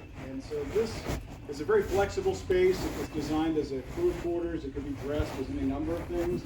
We're showing it here, a setup for Captain Kirk's quarters. although he seems to have a few more things he's collected since the 5-year mission ended. So over on this side is the bedroom, obviously, with the rotating closet. It doesn't really rotate, but that's the idea. And then this was the office. But it was a very flexible space. So if it needed to be Spock's quarters, they hung a velvet drape here, put some weapons on the wall, had a big sculpture like a dragon that was breathing fire and smoking. And this became Spock's quarters by moving the bed over to this side, draping the bed a little bit differently, and moving the desk over there. So very flexible use of space, which is very nice. The only time we see that door open behind Will is in the Mirror Mirror episode, where, at least on what ended up on television, there was a scene cut in another episode too. That's the bathroom back in there, which we don't ever really see on camera, of course. But when I come in this room, I think about all the artists, like I said in Sick Bay, who made our production possible. This piece is an example of one. This was done by an artist who's very good at wood in Indiana. And he just, like Will, measuring with his eyes and trying to figure things out. Mitch made these as kits, actually, where he was just trying to exactly get the idea of the view screen that can be picked up and moved around. And I like this room so much, and I did a lot of emails sitting at this desk as the show was being filmed, that I asked Will if he would help me create this room in my house. Oh, cool. So I don't have a man cave, I have a fan cave in my basement, and it is the coolest fan cave I've ever been in, Will. So, and if you want to see it, Dave was featured in a television show, Collector's Corner. Collector's Call. Collector's Call. You guys watch MeTV? You know what that is? It's like in my city, it's in channel 13.2. It's one of those .2 kind of channels. MeTV is mostly reruns of like Hogan's Heroes and the Andy Griffith Show and that kind of stuff. They have one new production that they run, and it's called Collector's Call. And if you're familiar with Antiques Roadshow from public broadcasting, it's the same idea, but it's with collectors. Like one guy, all he collected was Creature of the Black Lagoon stuff. And this woman, all she collected was Brady Bunch stuff. So guess why they were at Dave's house. So Lisa Welchel from Facts of Life is the host of that show. So Lisa came to my house. Along with 4 cameras and 10 production people, and they asked me to pick out 4 or 5 things out of my collection, and they had an appraiser there to appraise, and the finale of the episode we shot in my fan cave. So it was a room very similar to this. That was a lot of fun. Yeah, that was a cool episode. It's on YouTube. If you just Google Collector's Call Star Trek, I'm sure I will pop up. Any questions about the captain's quarters or the crew's quarters? This was also a guest quarters, so Spock's parents stayed in this room. Uhura, this was her quarters as well. Elaine of Troyes, this was where she stayed, so it could be dressed as any number of things. And for Kenna too? Yes? So what about all of the books and stuff in here? Okay, well, what you see in here is what other fan productions have brought in to be used. The real question, though, is the stuff that we see on screen in Star Trek in the original series. So some of the material that we had in Star Trek Continues was, again, created by artists. There were 3D prints of sculptures and things that were in Kirk's quarters. Other things were one-of-a-kind, very hard to find. Like Kirk has a little gold box that sits behind him. You probably have never even noticed this stupid box, but believe me, I've noticed this stupid box. And now when you watch Star Trek, you're going to see that gold box. Yes. That damn thing I've been looking for that for 20 years. And I found it, finally, in Britain. Wow. So that was a big deal. Last thing I wanted to show you here is that when this room was originally built for our production, and they also had a feature like this at Desilu, these covers were put up for a reason, and that was we could put the camera back here and shoot into the room this way if we ever needed to show somebody walking in the door. If you go to a couple of the early episodes of Star Trek, you'll notice there are actually portholes with window glass here and on the other side, and I think that they had them for a similar reason, the idea being to allow the camera to shoot in, but they had a lot more room and flexibility than we did. In reality, what they ended up doing was just taking this wall down, taking it out, and then moving the camera in as they needed. So that's the reason these funky trapezoidal wall panels were created.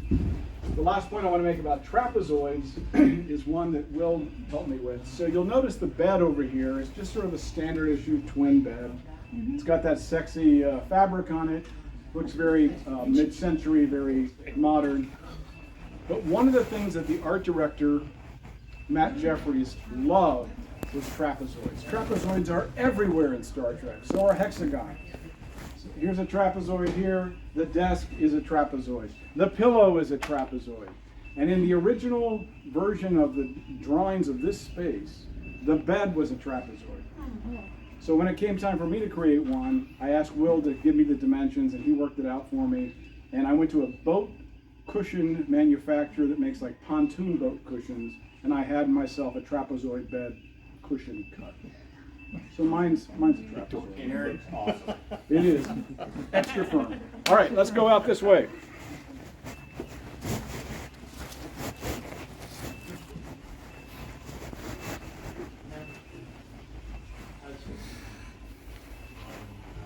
We're not, guys.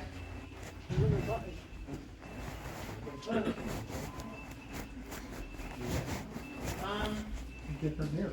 You know, like tell people stories. I don't have You know, a lot of time and attention is I don't know which production. but what's the There's so much stuff laying around. those have to be done at the end of the day.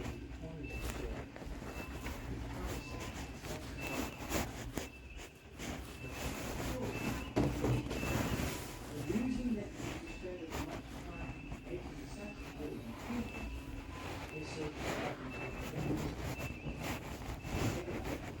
you want the audience to accept, oh my gosh, this is exactly the way I remember it. I'm on the Enterprise, the original Enterprise, and then you give us permission to tell you the story. I'm the Enterprise. If you were watching one of our episodes and the screen faded up and you're like, what's that thing back there? I don't remember that being there. I don't remember that was that color. What is that? That's way bigger than I thought it would be. What are you not doing? Exactly. That's why you build them as good as you can, so that they can kind of fade off. A lot of these things on the wall, they're nothing. They're garbage. I mean, you heard Will talk about in engineering, like styrofoam packing materials, like junk. That was not, you're not supposed to look at it closely. You're not supposed to examine it. Ooh, what's that? It's just background. I've made several of these pieces on the wall. I made this one, and you're not supposed to look at it. Don't look at that. Actually, you know what? We're going to break that rule for just a minute. Because if you look at it critically, look how crappy it is. That's a little baby paint tray. This is a ceiling outlet, electrical outlet.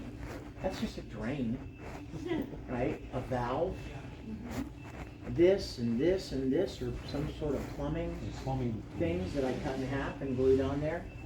This is a wheel from a chair. Now, when we were building these sets, there was this chair, this old chair, I don't even know where it came from, just rolling around the studio. But it didn't roll very well because it was missing a wheel. And as I was building this one day, I found the wheel. But I didn't put it back on the chair. I used it here. So the point is, if you look at it critically, it's pretty, you know, it's pretty cheap, right? But that's not how it's meant to be used. What's your name, big man?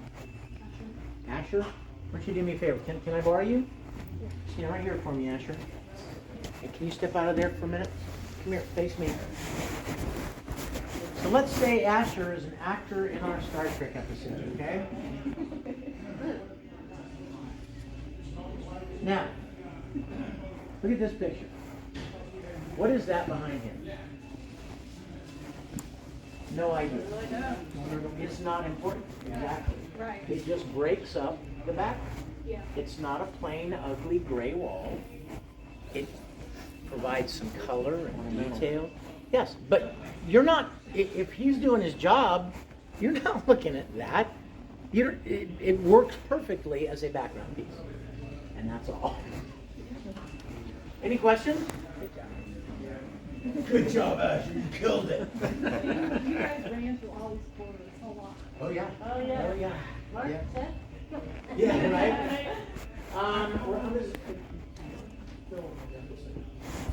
We filmed most of our episodes in like 7 or 8 days. Yeah, we were Very early. Yeah, we all came down here for 7 or 8 days and would descend on this little town and take over the hotels and the restaurants and yeah. Do you have any fun stories about the Jeffries tube, Will? You come around this corner, guys, down here at the end. No, is what the answer. Big fails. This is that access conduit that Scotty would climb up to effect repairs. That's one of the things, don't climb it, right? Yeah. I already did that. But go ahead. So here's the good news. We made it structurally sound so you can climb up it. Now, yeah, like if an actor needed to be up there for a scene, you know. No way.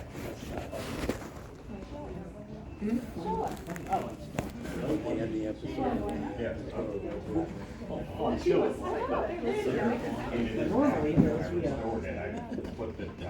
there you go. Alright. So then you just climb up. And there's a platform up here at the top where the camera sits. So you can get that classy shot looking down here. Now, according to the blueprints, when we were little kids, which I own, of course, it's probably all good.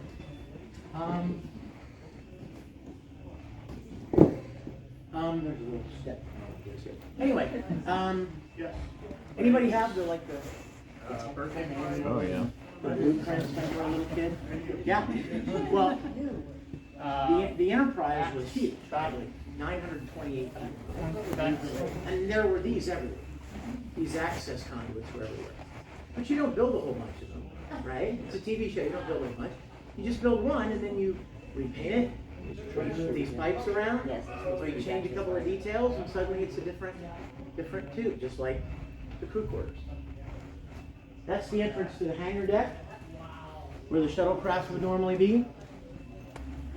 Fun story about that. You guys have seen our series. You remember the episode about with the Orion slave girl, and there is a scene where she seduces this red shirt into helping her escape.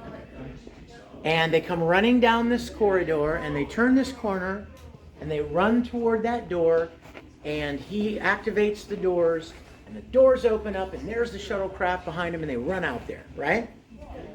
Well, obviously there's no shuttlecraft or hangar deck there, so we had to put a blue screen there and project the shuttlecraft. Now, why? Now everybody knows green screen, right? Everybody's heard of like green screen.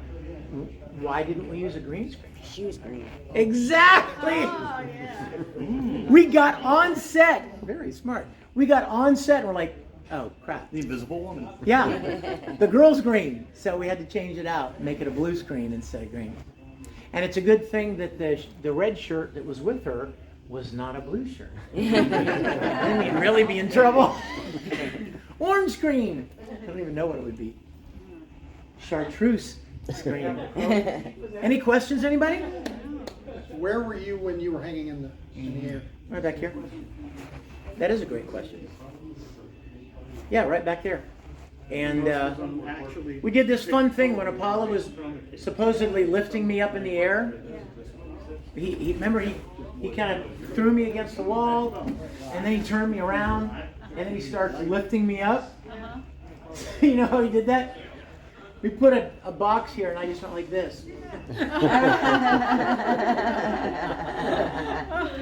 That answers my question. Movie magic. Yep. Any questions? Anybody else? Not anymore. Before we head to the big enchilada? Tell us the Lou Ferrigno story when you kicked it. Oh, that would have been in there. Yeah. Yeah. You saw it in the teaser reel where I got to kick Lou in the chest. That would have been fun, but we didn't actually do it. We faked it because we want to actually kick Lou. You know, he had like hip surgery. He gets very angry. Yes, you do not want to see him angry. Anyone else? Questions? So how did you kick him, or how did you? I will tell you. You know what? It's kind of fun actually. Yes. Okay, let's pretend we're in that space, right? Can I borrow you? This, There you go. for all intents and purposes, this is Lou Ferrigno right here. All right? So, Lou was standing there, and he throws me across here, and I go down over here, and then I get up, and I run and turn sideways and kick him, right? Well, when we did it, we laid out a mattress on the floor here, because of course I'm going to be flying sideways, right? And then I land on the mattress. So we decided we were going to test it. You know, rehearse it, make sure the camera knows what I'm going to do, make sure he knows how to follow me, all of that. Lou was still over in makeup getting green. So we were just running a little test. So I had this guy stand in place for Lou, and he had a big, like a catcher's breast pad, like a big, for me to kick. So the camera was right there, and we were going to shoot the rehearsal. So I'm like, you ready? You rolling? And we're like, okay. And I run, and I jump sideways, and I go, boom, and I knock this guy. I'm not kidding you. He goes airborne. What? About 15 feet. He goes flying back that way. And I went down on the mattress, and guess what? The mattress wasn't thick enough. Oh. I came down sideways on this hip, and I mean right on this concrete floor, and oh my gosh. We hadn't even shot it yet, and I did that. So What the kind guy of that mattress was it? What? Mattress was it? Well, Like it wasn't a baby mattress. It was like this, but it just, you know, coming down from this height, it just bottomed out on the concrete. So they went and got a second mattress, and I pushed like towels and stuff down the side of my pants just to brace that hip. And the guy that went flying 15 feet came over to me and goes, "Hey man, you can't kick Lou like that." He goes, "You'll actually, like, you'll hurt him. Like, he's 70, you know what I mean? He's 70-some years old. He's had hip surgery. You kick him like that, he goes down, and he doesn't come back up. You know what I mean? It could be bad." So I'm like, well, crap. I wanted to kick him. Now what, right? So here's what we did. Lou shows up. He gets in place. I'm over here. Camera's rolling. I get up. I run. I jump sideways. I extend, but I don't make contact. Then the camera cuts. And here comes the best part. I took my boots off of my feet and I put them on my hands. And then the camera got right here. So all you saw was Lou's breastplate. Camera rolling. And then all Lou has to do is take one step momentum backwards, because the camera shot's really tight and you just see him moving. And then the final shot is you set the camera up on the ground, on an empty spot on the ground, and then Lou got down like this, and you're the camera, and Lou would be like this, and we'd say, "Okay, ready, Lou? Action," and he would go, "Ugh!" And he just falls into the shot. And when you put those three shots together, it looks like I kicked it, but I never really got to. Still much. It does, to this day. Remember how we talked about where engineering would have been? This is where it would have been in the original soundstage. Okay, you guys, you ready? Just like in the original soundstage, all these sets were connected to the corridor. But the bridge was set off by itself with space around it to move those modular sections out of the way to get the camera where you want it. So we have ours down the corner. As you walk by, you'll notice the world's most dangerous criminal in the... Ooh, wow. I think he just sneered at us. Okay. That's the brig, you remember, where they would put somebody that they were detaining? Yeah. Okay, you ready? Follow this young lady around to the right.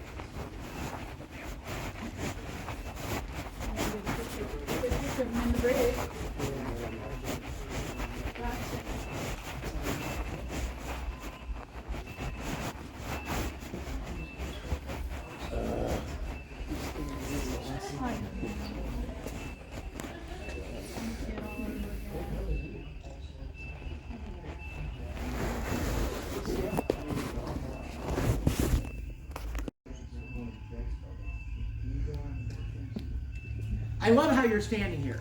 It's like it's a television show. Like you can't go in there. Yes, you can. Go in. Oh, Go ahead. is that the real chair? What do you mean by the wheelchair? The chair. The chair. Well, it's the captain's chair on the bridge. I have that. I took our chair when we finished our series. I'm taking it. That's what I thought. Yeah. Absolutely. Yes, absolutely. I have mine at home. So I was like, wait a minute. Who has that? Yeah, no, we just built another one to take its place. Is this cool or what? It is cool. It's very cool. And the fact that, I love it. The fact that here when you just took pictures, it kind of reminds me of the point we made about the walls missing, right? Because from back here, I can see the whole bridge. Well, look where I'm standing. I'm off the set. Yeah. If this were all here, you couldn't get that shot. You couldn't get any further away than this. And yet they had all those big sweeping shots down into the bridge. All of this would have been moved out of the way. Well, you want to show them one of the bird chairs and demonstrate what little things they did with it? I know, where is he? Dave! He was at the bridge last time I saw him. Oh, Dave, come tell me about the bird chair. Dave, we need the bird chair demo. All right. Bird chair demo! So we told you about the chairs, now you know where all the chairs ended up. Yeah, yeah. Right? And these things are really clever because they work, again, with people kitchenette chairs. All they did was they spray painted them, they put these blue triangles on the back. These happen to be made out of foam rubber. And there you go. Put a different pad in it. Ralph Miller, who was our sound designer for Star Trek Continues, has a side business doing Trek chairs. So if anybody needs a chair, he's actually designed these now where you do not have to cut them. Because on the original series they cut them down. His just go on there just like that, just like the original. Oh, they're comfortable. So they're not. Comfortable is relative. Their chair. Somebody asked in a previous tour, so can you find these chairs anymore? And the answer is yes, but the prices have really gone up on eBay. But they are still out there. This is the Burke 115 if you're going to go hunt for it. The Burke 116 is the one with the arms, like the captain would sit in. Will can answer the question about the chronometer, because that's a fantastic story about what the hell that is about. Believe it or not, this was a found piece. This was made by a company called Numicron and Numicron, and they had it. But it's actually a chronometer timer that you could buy commercially, and I didn't know that really until relatively recently ago. I ran across an advertisement, an old magazine advertisement, and it's the exact thing that they used in Star Trek. They just plopped it in there. This was actually a piece that they bought surplus. It was originally a plotting board on like a Navy destroyer, and I'm not sure if it's World War II or the Korean War, but the one in Star Trek that they used when I did the renovation for the 50th anniversary on the original Helm console, and so we were able to examine all of the pieces of the original one. And this particular piece, it was missing some stuff, but the main part of it was still there, and it was all scratched up. The silk screen, whatever however they did the graphic, was all scratched up, and you could see through it. And after we started working on it, I go back and look at the episodes, and even in the very first episodes, those scratches were still on it, and it was surplus. They had bought it used from some military surplus store and just used it, put the little colored disc and the little arrow on it, and put some red gels on it, and red and green gels, and looks futuristic. Little resin, colored resin, we'd molded for these. These were actually made from ice trays. They had, no, I'm serious. You can buy, even today, you can buy mini ice trays, and they would just pour colored resin in these ice trays and pop them out, and that's what all these buttons do. And you remember the rocker switches in the briefing room? Yeah. These are the real ones. Oh, they turn stuff right. off. Look, can you turn that? Where are the fish? Wait a minute. Here, turn this one. Oh! I've never heard that. Sounds like a fish finder. I've never heard that, but it does. Got something on sonar. Yeah. A mackerel. Yes, or a proximity alert, right? Yes. Any questions, anybody? Beautiful, right? It says Constitution. Would they film another episode? Yes, somebody apparently in their fan production shot here, and they wanted this to be the bridge of the Constitution, so they made a separate nameplate. The one that says Enterprise, I have. I took it out here when we left. When we finished our series, Ray Tessie took this over and it became Musical Zone Studios, but I took it. He knows about it. It's okay. I took my captain's chair, actually. That's a new one. What was it like? You said the captain's chair. It was terrifying. Terrifying? Yeah, because I loved the original series and I loved Bill Shatner and I didn't want to do anything to in any way make people think that I was somehow satirizing him or, you know what I mean? I didn't want to do anything that would reflect poorly. I wanted it to be great. But you don't know if it's going to be good or not. You know, I like to tell people, when you're a kid, when you're a little kid, really thank you.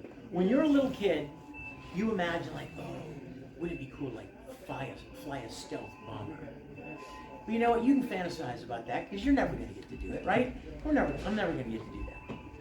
So I could talk about how cool it would be, right? Never have to do it.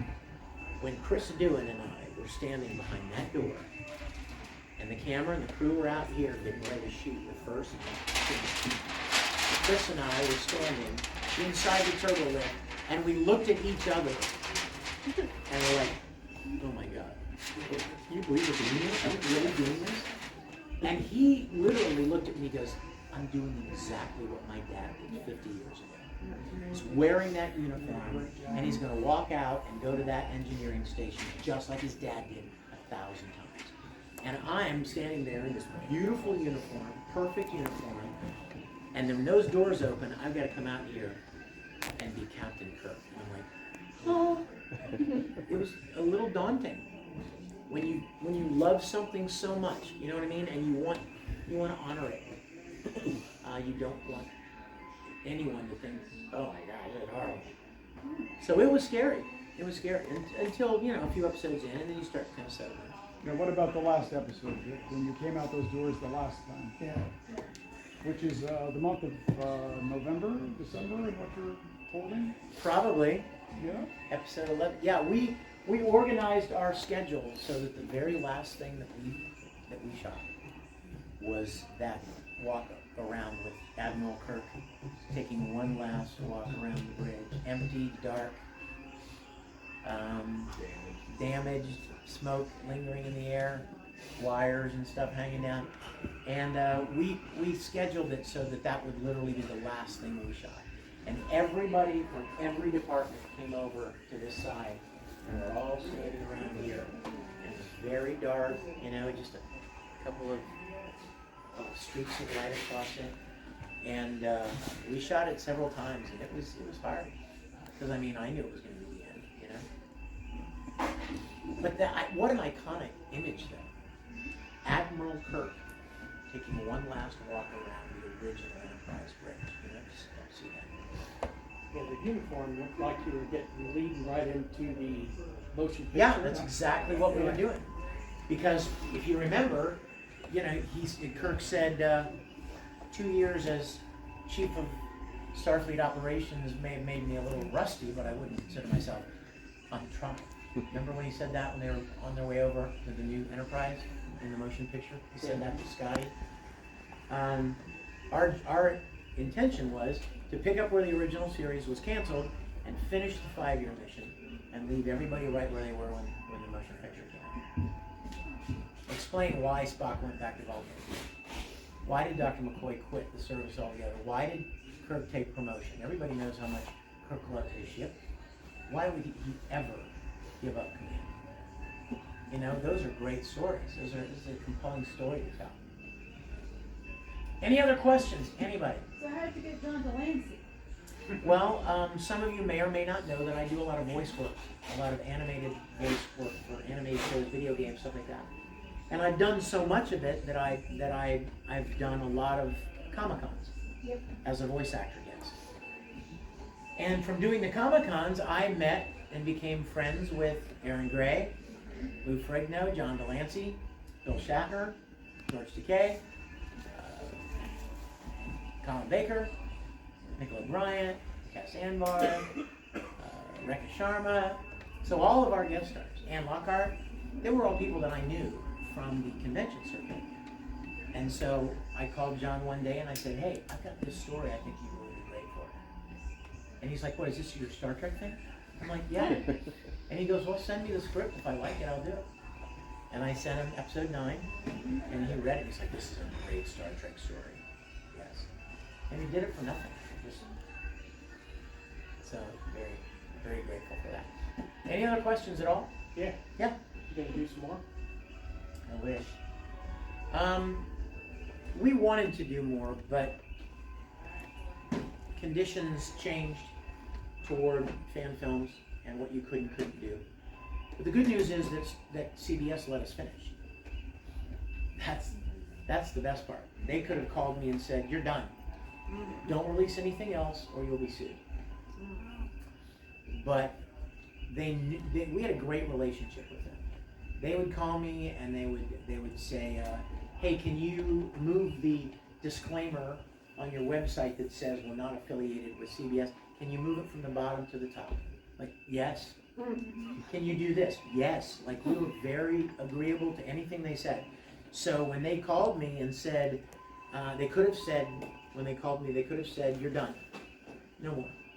But what they said was, how fast can you wrap it up? We know that you had intended to finish the 5-year mission. How quickly can you finish it? And that was our last year. We shot 4 episodes in our last year. It was unheard of for a volunteer production where nobody's getting paid any money. They're coming here just for love, you know, and that's asking a lot of them. I've often said if I ever do another one, I'm going to have to raise enough money to pay everybody what they're worth to come back and do it. It wouldn't be an episode. It might be a movie. I'd love to do a feature film. I would love to do a feature film with our cast, like a Star Trek Continues. Yes, we would. Yeah. Well, as Mr. Spock says, I'd like to think there are always possibilities. What happened between Star Trek the Motion Picture and Star Trek 2? That is exactly the timeline. You've heard me say that. No, Look at that smile. He knows. I haven't heard you say that. that. Really. That is exactly the space in the timeline that I would focus a film on. Is somewhere after the motion picture, before the Wrath of Khan. But of course, none of these sets will work. So now you're talking about building all new sets or something. Yeah, it becomes a much bigger job than you might think, unless there's a lot of green screen. A lot of. Yeah, the green screen stuff is expensive too. It can be, unless you. Yeah, it can be. Why would it not work? I mean, it worked for shows. Why wouldn't it work?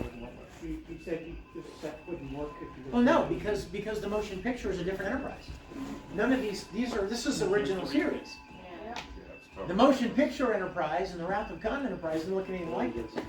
If we were going to shoot on those ships, we'd have to build those sets. And I think if you ask most of the fans here, they would watch TOS, a movie about TOS. Yeah. I would not be surprised. My only feeling about it is I feel like we did what we set out to do. And I feel like going backwards in any way would feel like going the wrong direction. You know what I mean? It would be anticlimactic. Like somebody said to me, oh, well, why don't you just make 15-minute episodes now? Well, after you've made hour-long classic Star Trek episodes and you finish the 5-year mission, you don't make 15-minute dumb little things. You know what I mean? It's going the wrong direction. Not moving forward. Any other questions, anybody? Love questions.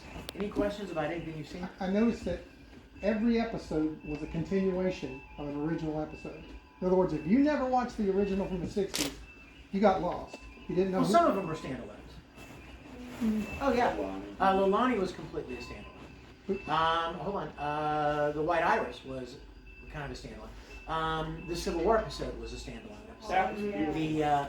The 6th episode with the creature that busted through the hull of the ship, that was a standalone episode. 7 with the courtroom drama, that was its own story. 8 was a sequel. 9 was its own story, the black and white episode with John Delancey. We wanted to throw a couple of, we wanted to connect to some of those original episodes, but we also, wanted to, do more than just that. I would have loved to have made a sequel to the gangster episode. We almost did. In fact, that was what made me want to do it. If you saw our crowdfunding campaign. What? Where'd you get the V12 Cadillac? Dude, that guy was in LA. It was amazing. We did a Kickstarter to raise money, and it was Kirkstarter. Yes, that's what we call it. And the theme was, we wanted to invite you to get a piece of the action. Right? Donate, get a piece of the action. You know what I mean? So we got these great gangster costumes that look just like the ones Kirk and Spock were wearing in that episode. And I found a car exactly like the one they were driving. And we shot all these little videos for our crowdfunding campaign. And ever since we did, I'm like, oh my gosh, I would love to do a sequel to that episode. So let's talk about the Civil War episode. That was filmed at the Battle of Olustee, wasn't it? Well, some of the big shots were filmed at Olustee because, we couldn't afford cannons, and horses and hundreds of extras. Exactly, but if you show up where they already are, and you set up a camera, and you shoot all these guys running across the field, and setting off cannons and horses running around, and then you cut that into your episode, it's like, dang, this episode is huge. The production value is, so big, and we could never. That's what they would have done in the original series. They would have taken stock footage like they did of like a contemporary jet flying around, or NASA, and then they would cut it into the episode in between the scenes. Stuff they couldn't necessarily afford to stage just for that episode. Did you have fun? Yes, I do. It was so fun. I do reenact. It was a lot of fun. Yeah, we hooked up with this one reenactment group, and they stopped on their way to Olustee here for 4 days, and they set their tents up outside, and they were our featured extras. Now, what I mean by that is, you guys understand that? Okay, maybe you don't. So we'll film video for it. If we went out on the street and shot a scene between these two people, and in the background you can see restaurants, cars going by, we have no control of that. They're just back there creating movement, right? Those are just extras, right? Extras. They don't have any lines, they don't do anything. But what if, in the middle of their scene, some guy pulls up behind him and rolls his window down and goes, "Hey, why don't you get out of the street, huh? People are trying to drive here." That's a featured extra. We have to be able to control that guy. We need to be able to tell him when to pull in, right? What mark to hit. He's now a featured extra. So those reenactors became featured extras. When we needed guys running behind Kirk, when we needed them sitting around the campfire, all that, marching through the woods, we needed to be able to control those moments. So those probably 15 or 20 reenactors that we got a hold of ahead of time, they were on their way to Olustee, and we coordinated the schedule so they stopped here first, and we spent 3 days shooting the actual stuff we needed them for, and then we all got in cars and went the rest of the way to Olustee, and they participated with all their reenactment stuff, and we just shot all kinds of miscellaneous footage. Guys cooking pots in the fire out in front of their tents, guys cleaning their guns, just scores of people marching. Like, we could never afford to do all that, so it worked out perfectly. By the way, if you want to buy Vic's costume from his leg being cut off, amputated leg, it's available on eBay. What on earth are you holding, Vic? Please tell us. Thank you. That was really good. What's in your hand? Nothing. Your other hand. So this is brand new. Okay, by the way, we're going to let you guys go to take all the pictures you want, videos, sit in the chair, whatever you like. Before I let you go, though, I just want to say a couple of things. Number one, thank you so much for being here. There is nothing we love more than sharing this with people. to watch other people's eyes light up, you know, and even though we built it, it still is like, it's like a dream, even now. I mean, when I came here and rented this building, this was a slab of concrete. There was nothing here. And even now, walking down that corridor, for the 1000th time, I get excited. It's just, there's something really special. And if you enjoyed yourself, please donate. Please help give so that other people can do what you just got to do. The reason that you were able to walk through here for free is because people before you donated to pay it forward.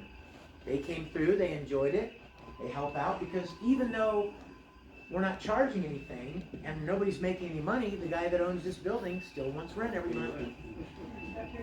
Exactly, the utility company, they may be Star Trek fans, but they still expect the electric bill to be paid.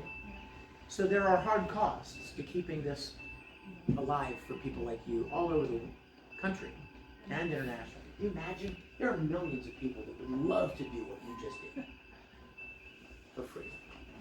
So please be generous. And the second thing I want to say is, Don't forget the Patreon.